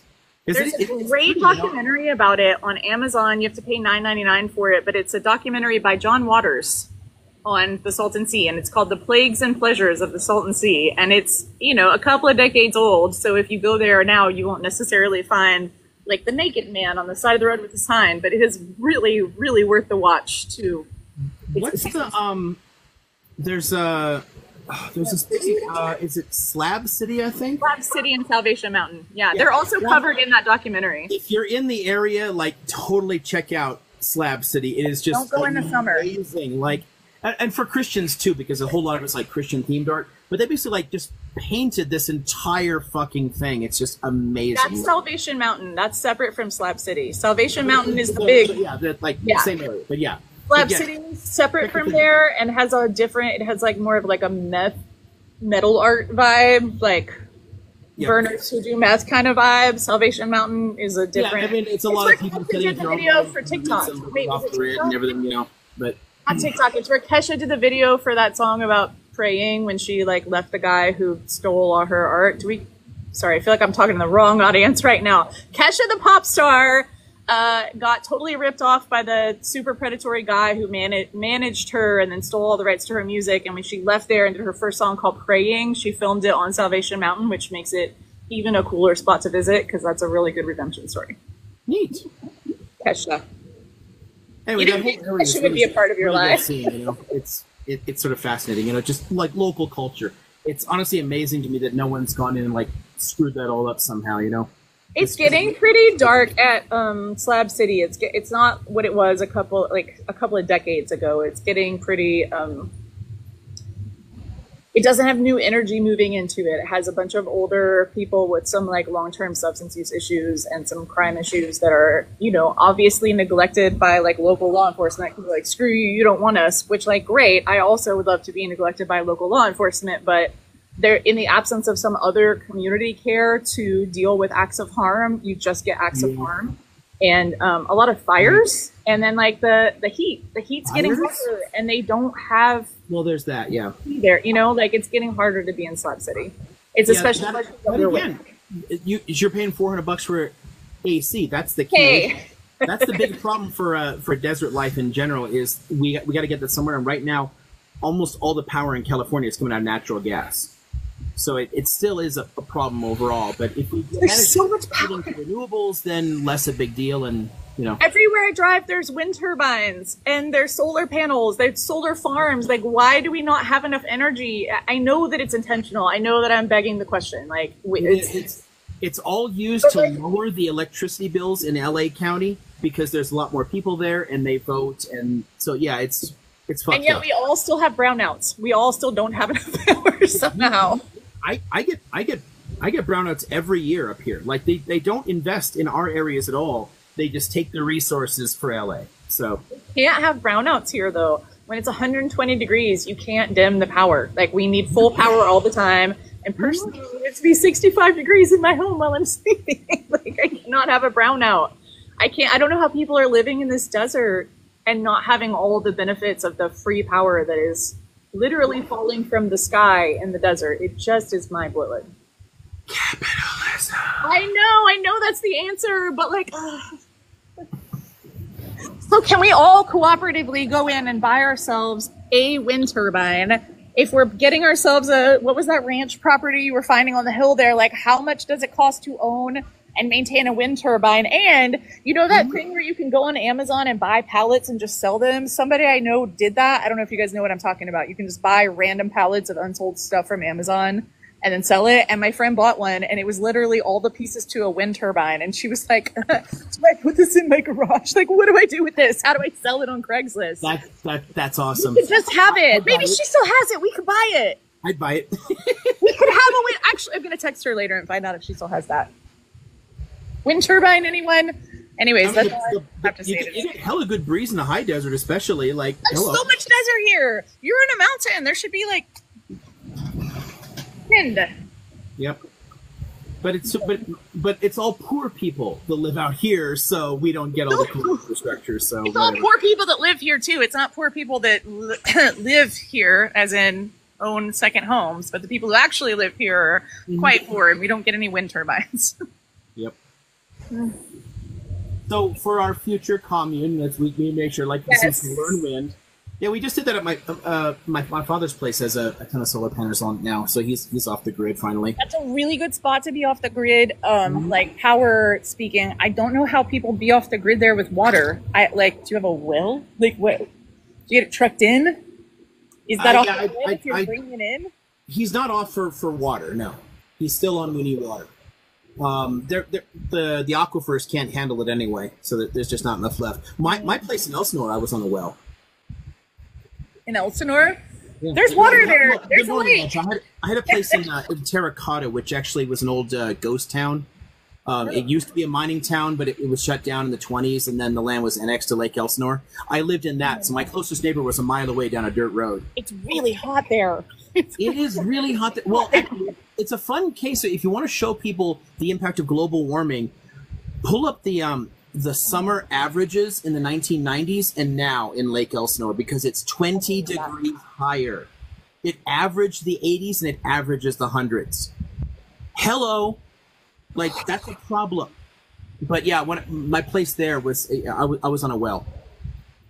So it can happen in some places, but not most of them, no. I love the idea of being off the grid in JT, and I really want to open a substance use facility there and be kind of off the grid with it, and more less religious, which is a huge problem for my field, and more available for atheistic and agnostic and alternate spirituality people. But I don't know how to be off the grid there, and I don't know how to have water. I mean, you're just having it trucked in from, I mean, I guess that's everywhere in SoCal. You're getting it trucked in from the California. Right. The population in Southern California is vastly higher than the landscapes can support. Correct. And we make it worse by concreting most of the riverbeds, so it can't seep into to refill the aquifers. So, no, we're dependent upon stealing water from NorCal to survive. Bizarre. So yeah, there's no way to go completely off the grid in SoCal. Minor, like rare cases, like the place that I had, you could, but again, there was no one else around.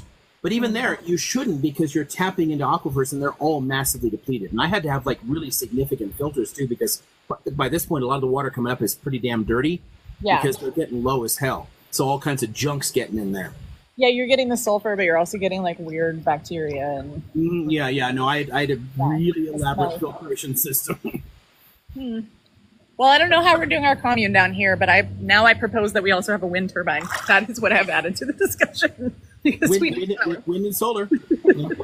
And this is another one too, just as a fun factoid that you can easily Google and find the data on and share with people. When people are talking about, you run into all these like idiots who are super into fossil fuels. Wind and solar are literally cheaper without subsidies, because there's been so much investment in other countries. Like the Chinese have dumped so much into solar that the cost has gone way the hell down. So you don't need to like say, natural gas is cheaper. It's not anymore. Actually, they just passed a bill or something that new builds in California are not allowed to have natural gas. Like you can't have a gas stove or a gas fireplace anymore. Have you seen this? Good. I mean, honestly, the fact that it's all natural gas up here for our stoves, and I live in a fucking forest that's dry as hell. Why do we have so many natural gas pipelines underneath me? It's a tinderbox waiting to explode. I would love it if we got. Granted, I love cooking with gas. It's better than it, but I would give it up in a heartbeat. I mean, And I gotta say, like, I have a natural gas fireplace, and that is so much cleaner than burning wood. Like, we don't want to be burning wood for like ornamental fires at all. But again, I would just have to say, like, I just have so much abundant sun and wind. Why do I not have solar and wind power? Why are any of those things even an option? Right. Yeah, they actually banned fireplaces in all new builds up here too a number of years A ago. lot of places in the desert too. They're like, out of respect for air pollution, we're not doing fireplaces anymore. Yeah, and also the It's really wildfire cold in risks some and places in whatnot, the too, desert. because you really got to make sure that everything is in good shape because you're not throwing sparks out there because everything's Except dry. when it's fireworks season, in which case, set it all on fire. Which fortunately is not a thing here. I love that. It's here. Everyone's You're talking on about fire. how loud it is and there's fireworks everywhere. It is dead quiet on the 4th. Nothing at all. Man, it's been nonstop fireworks and wildfires in Moreno Valley, wildfires in a couple of places around here. We're all just inhaling smoke because freedom. Because, oh my God, I'm sorry. Freedom. Like, yeah, it's Look, dry as I'm hell, not and suffering there's right now dead from the planes. smoke. Why are you using fucking fireworks? What is wrong with these people? Just so weird every year that we set off explosions all over the sky and then coincidentally also things catch on fire. If only there were some way of predicting that this would happen and then we could, I don't know, prevent it. It's just, we don't understand. It's too soon to tell, but listen, we are definitely exploring the issue and future research will uncover what our avenues should be in terms of exploding things. We're just in collecting like data. Yeah, we're just collecting data. Other researchers should definitely look into that. But yeah, I'm really thankful, honestly, because people could do it illegally anyway. But I mean, I'm super thankful that none of my neighbors are stupid enough to do it. There's never fireworks anywhere near here. I have to drive. I think they can hear me right now to see fireworks. All of mine are. And also I saw a lot of fireworks shows on TikTok, which again, maybe confirmation bias, but I saw a lot of fireworks shows this year of people getting like hit in the face or the family by rogue fireworks and like trauma and disaster. So I also will not be attending any fireworks shows that are legal because that also seems like how you can die. I mean, how you can unalive. Sorry, Anna. Yeah. I know you're very careful. Yeah, Kylie makes a good point there too, because fires do occur naturally in these areas. Yes. But humans cause them a lot more often, and we're building in the areas, and it causes so many different problems too. We have to find a better way to, like, I don't know, live in harmony with our environment. Buying and selling off our land as private property, therefore making it illegal for inhabitants to do controlled burns, which are like a natural part of tending to the ecosystem, lead to us having privatized power companies which don't tend to the land and also don't tend to their power lines and then set all our shit on fire. Whereas if they didn't own all that land and if those power companies were not private companies, if they were publicly owned utilities, we could tend to the land and we could do controlled burns. And I feel like a whole lot of fires in the past few years in California have happened because of PG&E not tending to the damn land and not tending to their power lines and just letting shit catch on fire and then being like, oops, it's a part of the natural ecosystem. Like, y'all are not any part of our natural ecosystem or our fire system. No, you're just putting in equipment that you just refuse to maintain for 70 years and then complain like, oops, sorry. We had no idea that thing would fail that's been there for 70 years untended. I feel like it's unfortunate. Trash. All right, guys. We are at the hour-and-a-half mark, which is at an hour. I was going to check in with Liam about a break. Do you need water or food or anything? Are you sitting? Not water, but I think I'd probably try to wrap up within an hour, a half hour or so. Okay. So by my 9 p.m., I guess. Okay, so we have Spirit, who has been waiting, and then we have one question in the chat after. Okay. Spiritual Tech, how are you? Hey, Anna. Hey, everyone. I'm alright. Howdy. How are you all feeling? Tired and sore. Oh, yeah, I forgot you mentioned earlier that you got a little injury there. I'm sorry that's happening. Yeah, no worries. I mean, just a natural part of aging, I suppose. I pulled some tendons, and then I didn't pay enough attention to that, and then I worked a lot harder and damaged them. So, yay. Yeah, definitely take it easy, man. Um, so I kind of remember you guys asking me about wanting to hear about Firebrand when I hopped in with that group from New York City, and they have like a bunch of other branches in Boston and I believe Seattle. What was the group name? I didn't hear it. Firebrand. Firebrand. Okay. Yeah, Firebrand basically is a communist and anarchist group that I mentioned earlier in the chat. Okay. So I wanted to find groups that are close to me and local, so I can start working on some of my projects and see if they're interested, which they are. But they were definitely really cool. One of the guys that brought it up to me was like a comedian from New York, and he's like super into this stuff as well, like we are, and constantly talks about all the problems that he's seeing. So I basically reached out to him and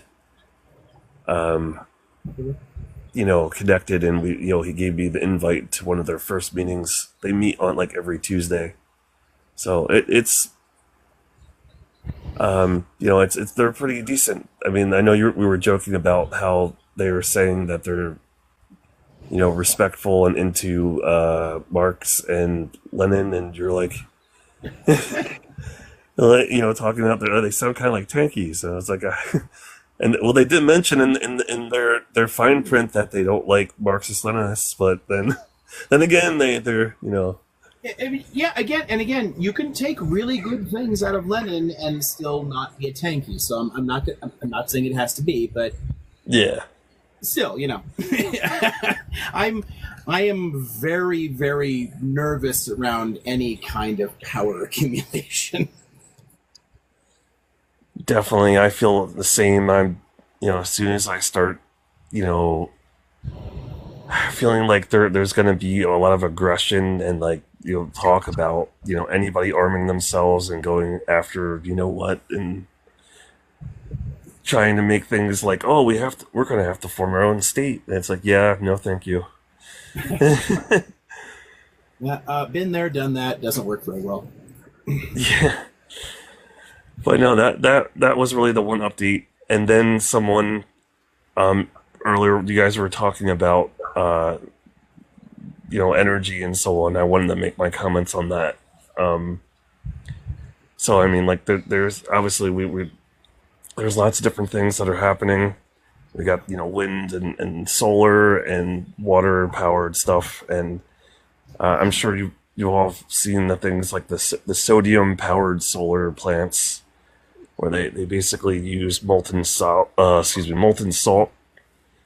and heat it up super high with solar power, and then it uses the steam to power the turbines. Which there was like actually something in California where near you all, there was a company, I was following them for a while, that they had like a contract with the state, but unfortunately it failed, and I don't know why. I didn't really get any good information on that, but it was a really good idea.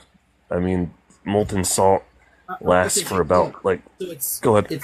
It's salt water that you then make steam power with.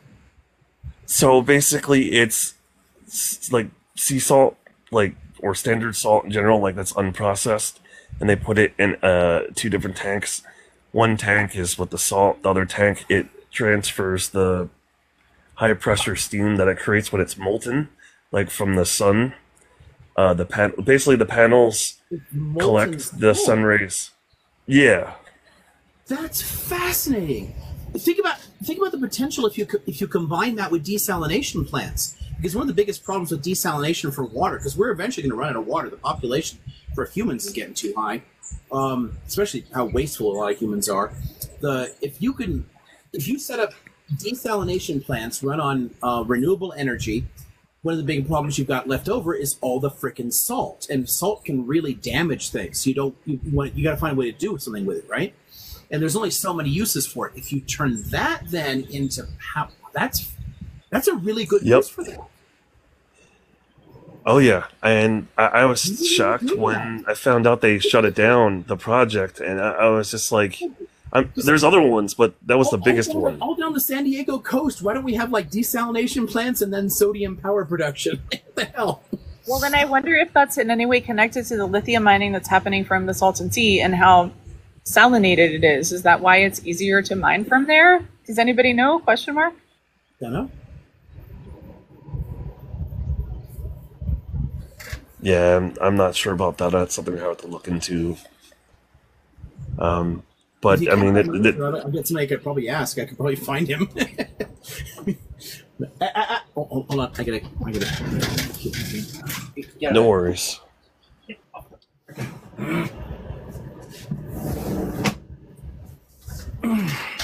Kittens are trouble magnets.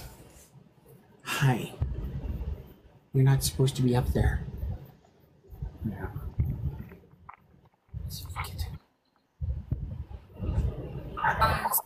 Spiritual, did you have anything more to add to your question?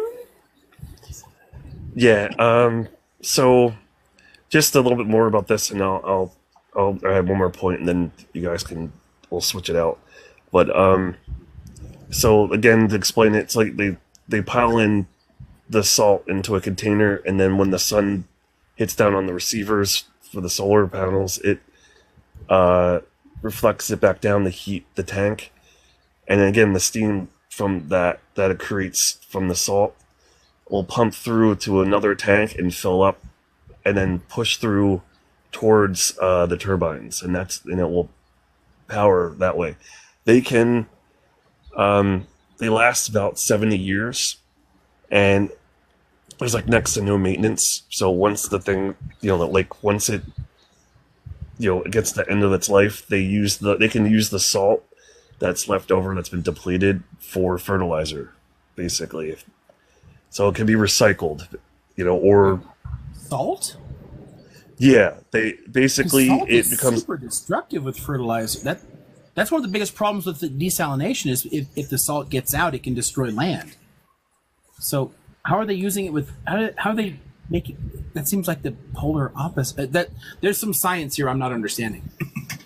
Yeah, I didn't get really far into the information into that. I just was reading up on this, and this was actually from a little while ago. It was about probably about a decade ago, and that project has been canceled now. So I don't know if they're still continuing to do it. I would have to look more into it again.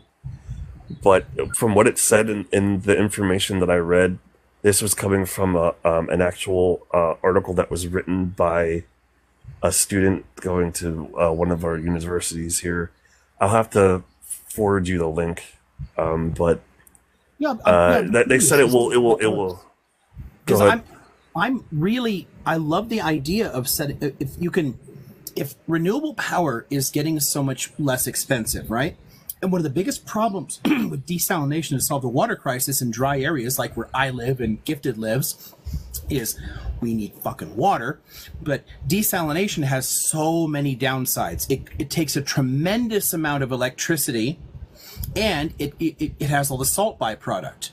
If you can use cheaper renewables to generate the power that drive them, and then if there are good uses for the salt, we should put these things freaking everywhere. So, but the dangers of the excess salt building up really stand out in a lot of the reports that I've read about desalination plants. So I'd love to see some of the stuff there. The whole generating power from liquid sodium is interesting. And then if they've got some weird way to use it in a fertilizer, I'd love to see that too, because I think we need to find better uses for this stuff, because it'll make it easier to push these as new technologies that we absolutely need. Definitely agreed. I'll see if I can find anything else, and I'll send it to you all, or you generally am. Yeah, that'd be but great. that like the news section in Discord. I'd love to find that. Okay, I'll do that. And then the last other mention was there is someone also brought up about, well, you also brought up about water. So I know, especially in areas like where you all live, where it's more less water that's supply coming through, there is an organization called Moses Foundation, and Moses is actually a person. He's ex-military, or former military rather, and he builds atmospheric water generators, and it's basically like a giant air conditioner or refrigerator, if you will. It takes the water from the atmosphere and pulls it in and condenses it and then filters it out and stores it. So you can get fresh, clean water from like anywhere that doesn't really have a water source. It will just pull it straight from the atmosphere. Well, that's basically what air conditioners do. But you still need to have enough moisture in the air, and the more we pull out of it, it has a lot of downsides there too. But yeah, that's basically air conditioner tech. Yeah, but they're giant sized ones. Like he'll demonstrate. He has videos and everything, and it, like I said, it pulls it through. Then it filters the water out so you can drink it, and then stores it in a tank. And it's a mobile device, like a mobile contraption, basically, that you can like bring into absolute disaster areas and whatnot, and they'll have fresh water to bathe in and drink, basically. Oh, is it Smenor or Esmenor or whatever in the chat that sounds good, but it says sounds good, but uses more energy than trucking it in, which is generally a problem with a lot of the technologies we use to survive in the drier areas. But again, the more we move to renewables, the less of a problem that is. We just need to get more of the power grid onto renewables. Smenor, a lot of his tech that he makes is solar powered, so you don't necessarily have to plug it in. You just run it during the day, basically, and it will run that way. But they do have it plugged in as well, so that way when the solar is not efficient, it will switch, over to something else. So, right on. Yeah, I'm not naturally a scientist, but I love seeing the different ideas that come along there, because we are going to need a hell of a lot of adaptation across this century to survive. So every new thing we can come up with that we can implement that can make things a little bit easier is totally worth looking into. 100%, absolutely.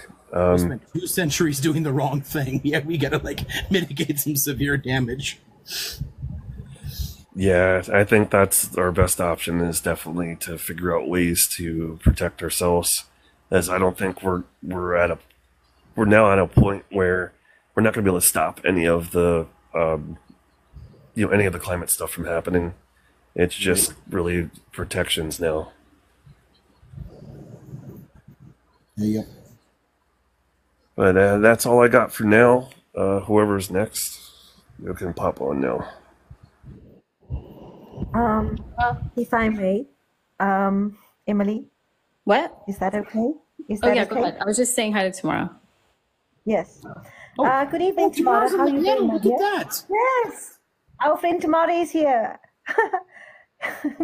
Good morning and good evening, Tamara. How are you doing? Thank you so much to Spiritual Tech for his question. Tamara, we're about to be closing out with Sir in a few minutes because he's quite tired and sore, of course. So if you'd like to ask your question, then if you do have a question, Tamara, if you'd like to ask that question, I was not supposed to be here. I was supposed to be doing some IT, but of course, someone else had other ideas on why I cannot finish my work. But I do think, Anna, it's like, I'm so sorry, but just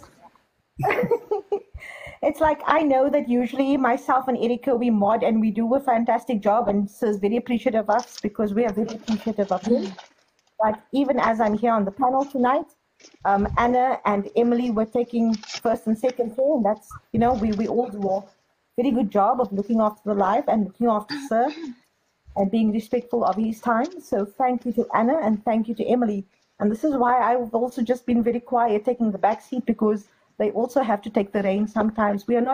I am not the boss here, and Erika is not the boss here. We are all just people in the community, assisting Sir because we all appreciate him so much.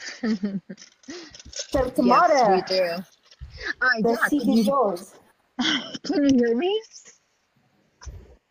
Sorry. Are you're not able to hear me, are you? Yeah, Okay, I hold on. did technically. I had two questions that were waiting. If we wanted to, if Tamara doesn't mind waiting very quickly, they've been waiting for a while, and then we could close out with Tamara. Yeah, you guys would close the night if you're okay with that. Well, it's all really up to Sir, because we all have to be respectful of how he feels and his body and how tired he is. So is there anybody else that wants to ask anything, say anything? I want to stick with what we have already. So if Ivana already has 3 questions in the chat, and then we have Tamara, that's 3. That's more than enough. What? I was going to say, I was asking if you can wait a minute, and there were 2 questions in chat, and then we'll close the night out with you, because I want to be done with it in a minute or so. Yeah, I want to definitely. I was just making. I am massively uncomfortable. Yes. Okay. Sorry, I will mute myself. It's okay, no worries. Spiritual, I'm going to drop you. Thank you so much for coming up. Please come again next Friday. Absolutely, thank you.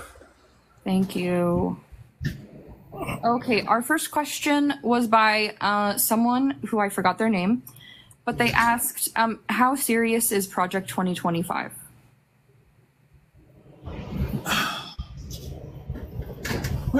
I keep hearing a scratch sound, and I can't see where she is. Hold on a second. Okay, just a second. This is a good topic, but there's a kitten somewhere she shouldn't be. Okay, Project 2025 was the topic. Putting a pin in that.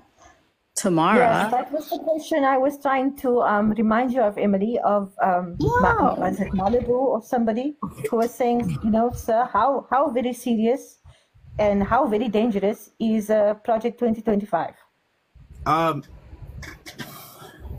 The short answer is extremely, but that's leavened with the fact that they've literally been trying the same exact shit for decades.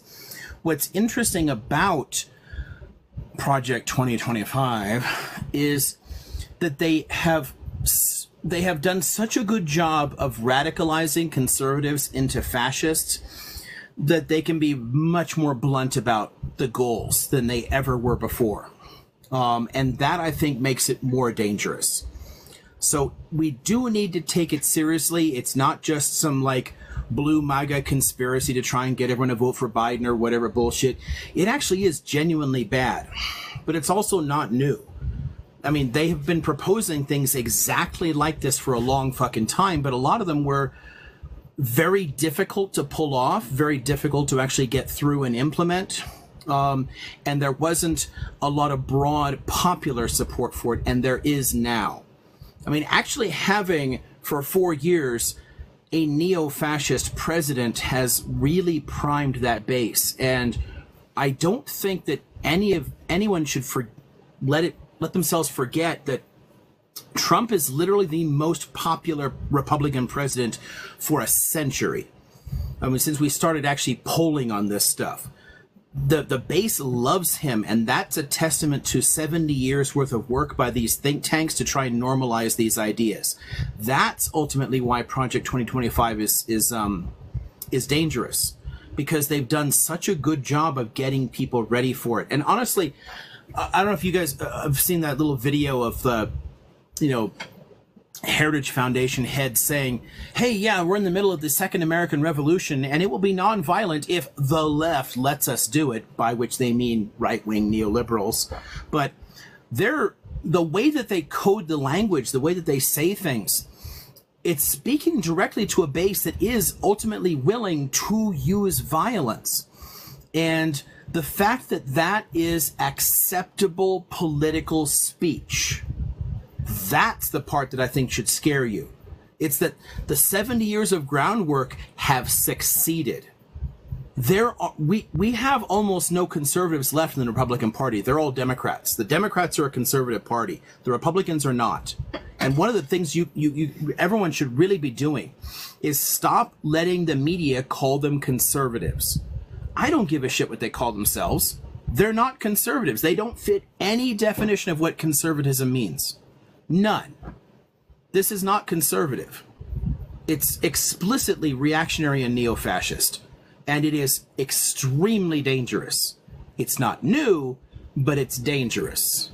So I'm trying to leaven it a little bit and let you know, like, there's a long-term process to get here and normalize it. But what they're ultimately trying to do is entrench permanent white minority rule in this country, and they are very close to achieving that objective. So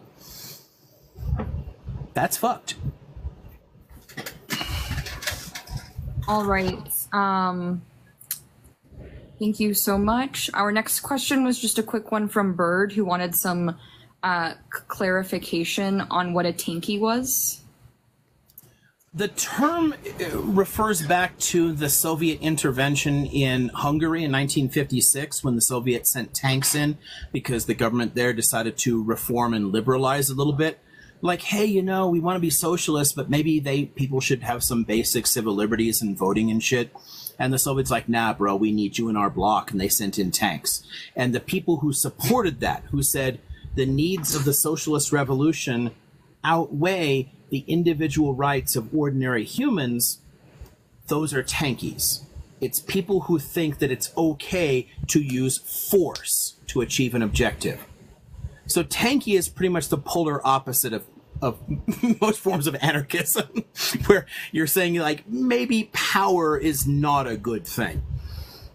So yeah, it's a particular type of, like, Marxist, Leninist, or Maoist who are perfectly willing to rationalize extreme force by the state as long as they can perceive it as in some way in the interests of preserving the socialist revolution. Here I am talking about Hungary and the Soviets, and there's a little bar at the bottom that says learn more about U.S. elections, which is funny. I think it's catching up from earlier when you were talking about 2025. Okay, Tamara, am I pronouncing your name correctly? Tamara or Tamara? It's Tamara. Tamara, thank you. Sure, thank you. All right, you are our closer of the night. Okay, can you hear me? Are you able to hear me? Yes. Yes, we Okay. can hear you, Tamara. Okay, I'm sorry. I have trouble with these earbuds sometimes. Okay. You know what? My question is, I really should have asked this, like, at the very beginning. Nuclear war, is that gonna happen, dude? I am, like, seriously, I'm listening to the language coming out of Israel and Iran and Hezbollah, and I'm like, dude, they're gonna go to freaking war, like, any second, and it's gonna be World War III. On the latter part, I think we can pretty clearly state World War III is not a thing.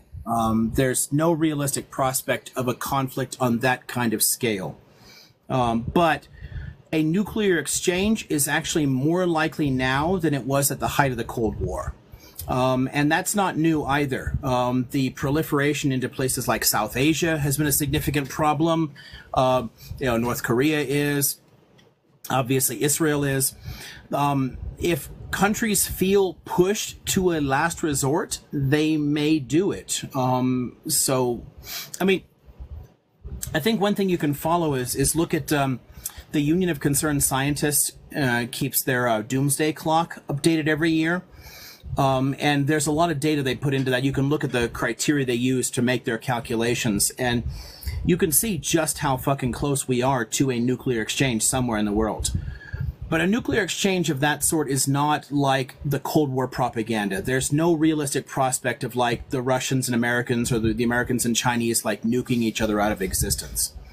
But a smaller scale nuclear conflict is increasingly likely, and some trends in countries like Russia and the US, especially with people like Trump, they want to, and both Russia and the US have been investing heavily in what are called tactical nukes. You're probably more familiar with strategic nukes, where you, like, the movie Terminator or something, you drop the one and it go, everything goes. Tactical nukes are like the so-called battlefield nukes, or like briefcase nukes. There was all kinds of, like, euphemisms they used for them. And they still are incredibly destructive, but, more on the scale, I don't know, I guess a little less than what we saw in Hiroshima. It's still going to do a lot of damage, but it's not going to like wipe everything out for, miles and miles and miles. The fact that so many countries are investing heavily in developing them means that at some point, some fucking moron's going to do it. And the smaller nukes, the lower yield ones that are more precise, that you can target at something to break into through hardened facilities or whatever they want to think. The Israelis of investing in this too, because a lot of Iran's nuclear assets are deep underground or in mountains, and they need something to be able to penetrate and blow that crap up. The developing of that kind of technology, very precise small yield nukes, means that the chances of someone actually choosing to do it does go up. So the short answer is yes, nuclear weapon usage is going up steadily, but it's not World War III like in the Cold War stories. Something like that isn't going to happen. We've got none of the signs of that kind of major global conflict are there. I see people all the time saying, "Oh, Russia or China are going to intervene in the Middle East." No, they're not. I would bet my left nut on that. They're not doing it. No, and I agree that I don't think anything like it's going to be anything like World War II, but I don't know, like Netanyahu's extreme right-wing government and Hezbollah and Iran, I don't know. I have a really, really, really, really bad feeling, and maybe it's just me, and I hope it's just me and that's it, but I don't know. I just really think that Hezbollah and Israel are going to go at it.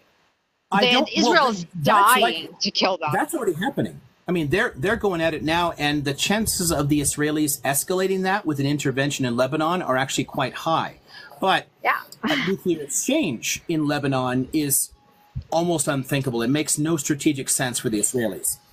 The only place in Israel's case where the only place where nukes make good sense in Israel's case is if one of these fascist governments, because again, the current regime is fascist, if they feel they are delegitimized, they're going to fall, they're going to lose power, and that loss of power means the settlement project will end, then somebody may be tempted to use them.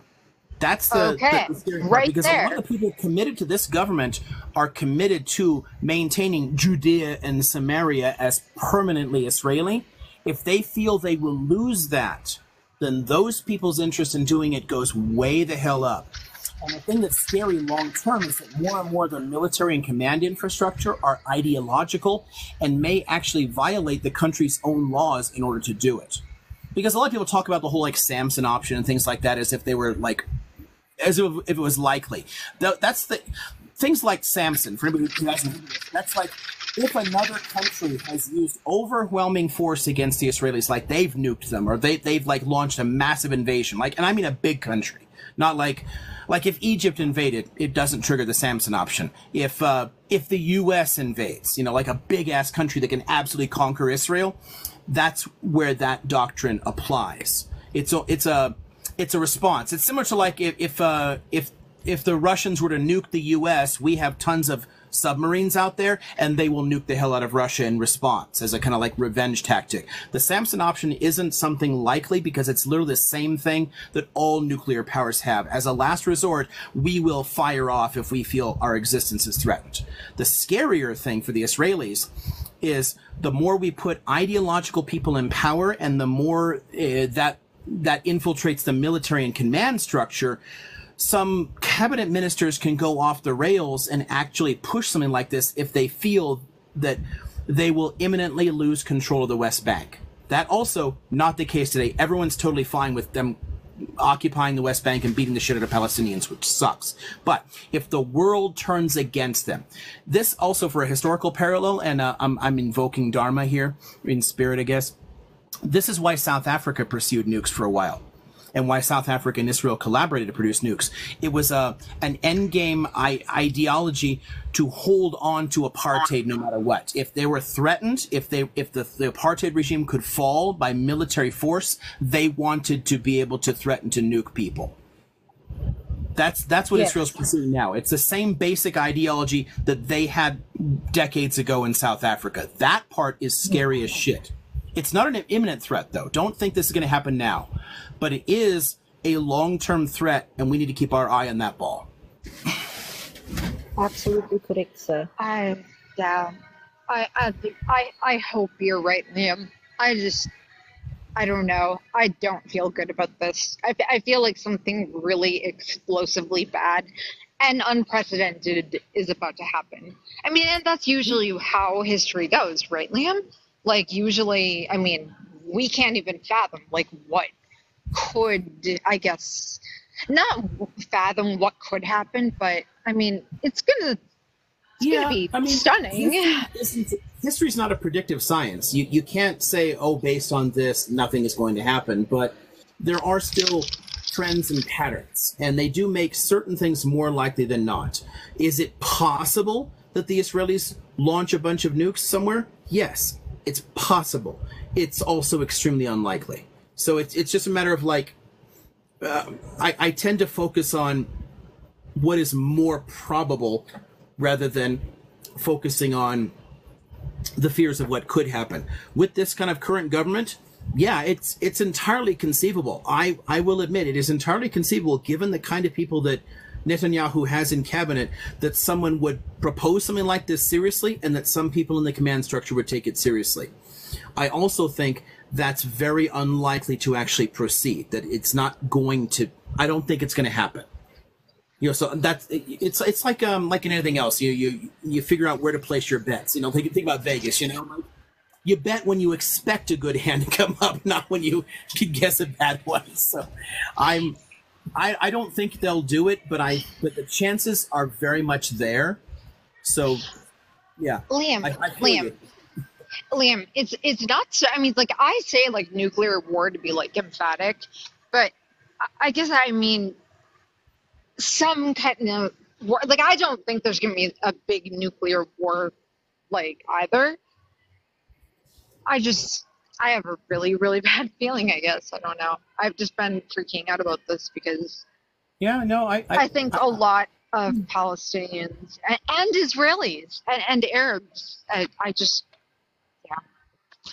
yeah, but no, I agree. I mean, it's not going to be like a nuclear war like we've been, afraid of since the Cold War or anything. Right, but Israel has basically threatened tactical nukes. They have, yeah, and it's always an option. If they feel the trick here, and to understand how governments do have a certain logic that they follow. They don't think like us, but there is a certain logic to states. And if there is an actual threat to the state's structure, like to the apartheid regime, if there is a military intervention that threatens to topple the apartheid regime in Israel, then a nuclear exchange is quite likely. But absent that, it's harder to see because they really aren't threatened. So, which means that any idiot who's going to stand up and say, "Hi, I think we should drop a nuke on Beirut," most people are going to like, "No, dude, there's no reason to do that," and it gets shot down behind the scenes and it never actually comes out. So there's going to be an ideological asshole who's like, "Yeah, fuck the Arabs. I want to unalive as many of them as possible." There's plenty of those, but every decision has to pass through a command structure. There's always multiple people that the decision passes by, and a lot of them are going to go, no, there's no strategic logic to this, and there's massive consequences if we do it. Those are the current breaks that we have. They're not ideal. You don't want to have to depend upon institutional breaks. It's better to not have the ideological assholes in power in the first place. But there are still institutional structures within Israel that can slow this down and make it unlikely. And right now, that's the thing to point to here. Like, it's not really in their interest to do it. It would actually really harm the state if they did it.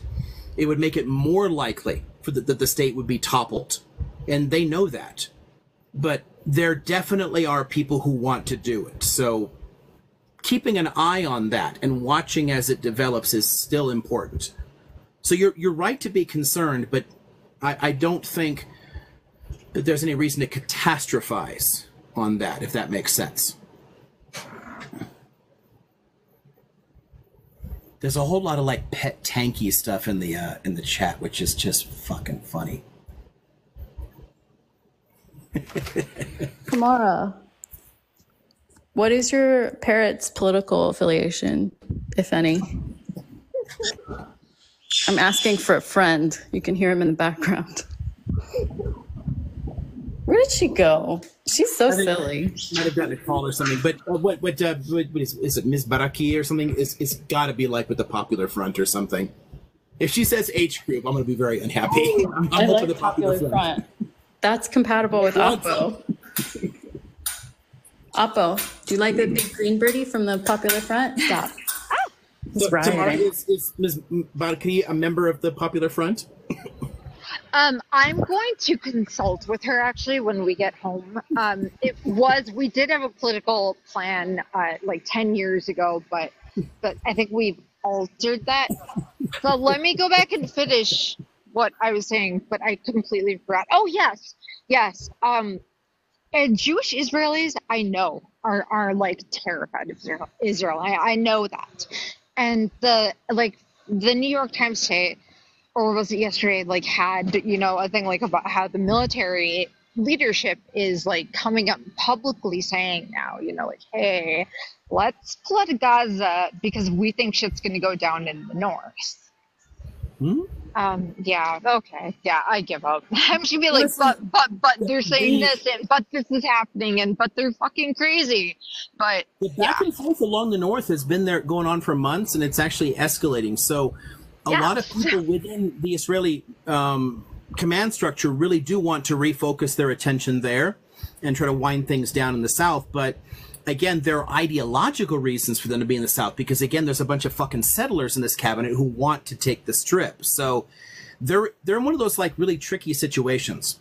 But there is always at least a difference between the ideological commitments, what people want, versus what actually works within a given system. They are different things.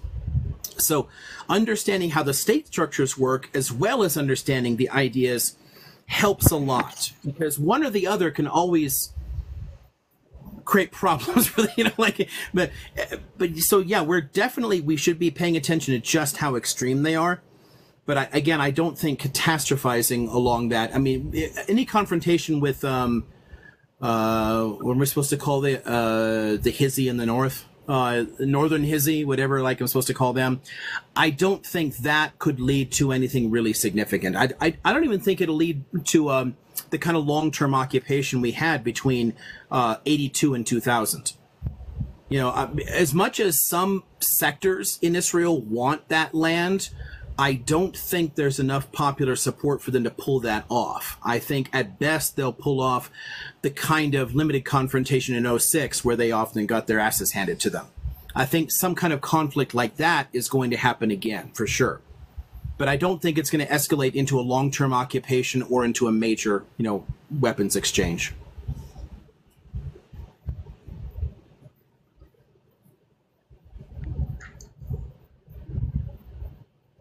Pretty heavy topic for the end here. You're sending me off with nukes. Like, come on. Talk about your bird, Tamara. Tell us how, what's her name? I always forget her name. How she and Oppo are going to have eggies. Even though that is literally impossible. So we don't have to worry about the political ideology. We still just want to get these birds fucking. I think their politics are totally compatible. I'm sure they are. Yeah. Are these male and female? But they're different species, though. Very different. Oppo likes women much bigger than him. Oppo likes big green ladies. Everyone's got their thing, Yes, but we won't go into really that. Tall, go for it. Okay, so Tamara, has that answered your questions? I think she got a call or bounced out to something else. Okay, so I think, sir, respectfully, I myself will let Anna and Emily close the live with you because they've been running the show tonight, and they did a very, very good job, an excellent job. And I was just here sitting and watching over them and, helping and guiding as we were going along, because my coworker refused to let me get any work done, as we could see. So thank you from my side. And if you don't mind, once you leave, I'd like to have a word with you, just 2 seconds when we're done, I'm around. somewhere else. Thank you. Yeah, I'm going to lay down, but So I'll have Emily the phone and on for Discord. Yeah. No problem. But I'll have a word with you once we're out here. Thank you That's guys so okay. much for coming. I know it was a bit of a short one tonight, but we are dealing with general exhaustion among everyone, and we've all been working very hard, including myself driving. Ow. And now I'm staring at all the spiders that are outside my window, and I just found about 10 of them. So I'm gonna go watch the sunset from my window, get a little bit in the you-know-what zone, and Liam, I hope that you have a great rest of your evening. Yes. Which zone? That zone. That's the only. I can't That sounds go. like a really solid idea. Yes. Really solid idea. That's. Don't tell the hotel. Or I Whoa. can decide. I don't know. I haven't decided yet. Listen, can we not speak about the 420? I was very. I did not say anything. You said it. We didn't say anything. What are you talking this about? was you. Oh. We just like gummy bears, good kitty gummy bears. You get Excuse me, I was never lit one in my life. Okay. I hype myself up regularly. Little Swedish fish. It's all about the Swedish fish or something, Yes. Okay, guys. Emily, closing words. Also, Dharma, your cat is anti-capitalist for sitting on your computer all night. Okay, thank you. Yes. That's kind of anarcho-primitivism. What? Sorry, I spoke over you. Mukadis is just anti-work, like an anti-work anarchist. Mama, let's not. BI for everyone. We need a benediction. I can't think of anything. No, the cat knew that Dharma was not supposed to be working at 3 a.m. To Dharma's cat, we say thank you. To all the cats, we say thank you. For Tamar to turn on your video, I think you need like an absurd number of people, like 1,000 people or something. You have enough to get on panels, but to actually see you and Ms. Open your video. a lot more You need followers. 1,000. Yeah, 1,000. Yeah. So everyone follow my Minnesota friend Tamara, so we can see Ms. Barakia in future. We already did. Yes. Yeah, it took me 6 months to get live access. So. Okay. So anyway, guys, again, let me just close on Emily. Anna, I thought of something. Okay, no problem. Okay. May the force be with you. Free Abdullah Öcalan and all political prisoners. Amen. And I'm crossing the phone, Anglican style. Or I guess to you all, it would be Orthodox style. Okay. That's over here. Yeah. I don't really know anymore. Yeah, I think the Orthodox bounce to the right first. The Catholics go to the left first. Yeah. Anglican and Catholic is to the left. Yeah. So what's Star Wars style? My parents met in a commune where they joined this weird organization and then left because they were homophobic. So that's my story. Anyways. Familiar. May the Schwartz be with you.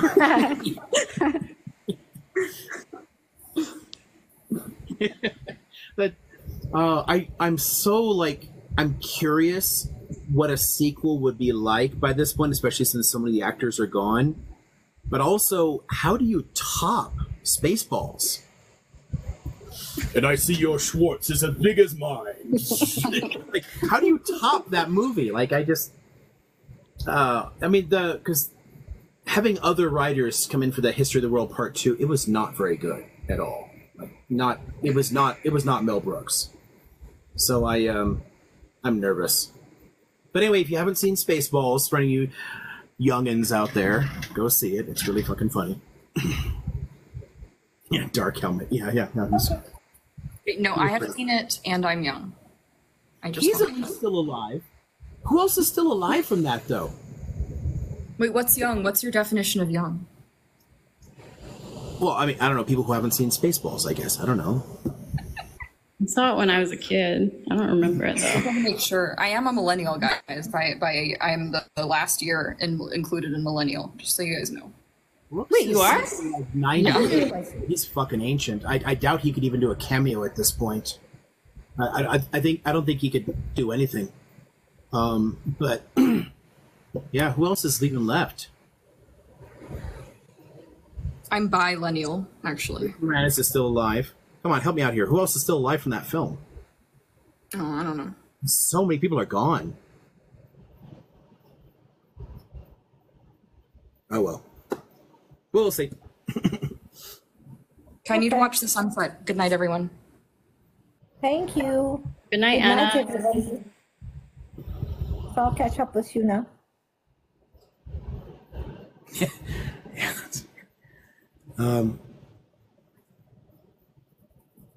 Oh, the voices. You mean like the what's his name?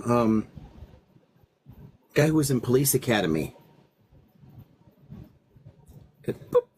Like the one with all the funny noises. Oh yeah, him. Yeah, I think he's gone too. Wow. I can only think of 2 people I think that are alive. No, 3 people I've so far thought of that are alive in that film. We've lost a lot of those actors. Yeah, Michael Winslow. Yeah, he was cool. That guy does all the special effects with his own mouth, the beatbox guy. Yeah, that was fun. I mean, it's very much an '80s thing. For some reason, it didn't have a lot of longevity. But I enjoyed him in a lot of things. Yeah. Oh. What live show was he on where he did that guitar sound with his mouth? Whole lot of love. Dun, dun, dun, dun, dun, dun, dun. It's a whole lot of love. He did this whole guitar thing with his mouth. That's funny. I'll find the clip. No, I must send it to you. He did this whole guitar thing, such a classic guitar riff thing with his mouth. I'm going to send it to you. I'm going to show you. Cool. Anyway, so are you going to close down now? Are you going to greet everybody? I'm going to shut this off and I'm going to go spend the rest of the evening supine. Okay. I will be supine and recumbent. Okay. Okay, so thank you very much. Have a good night, folks. Good night.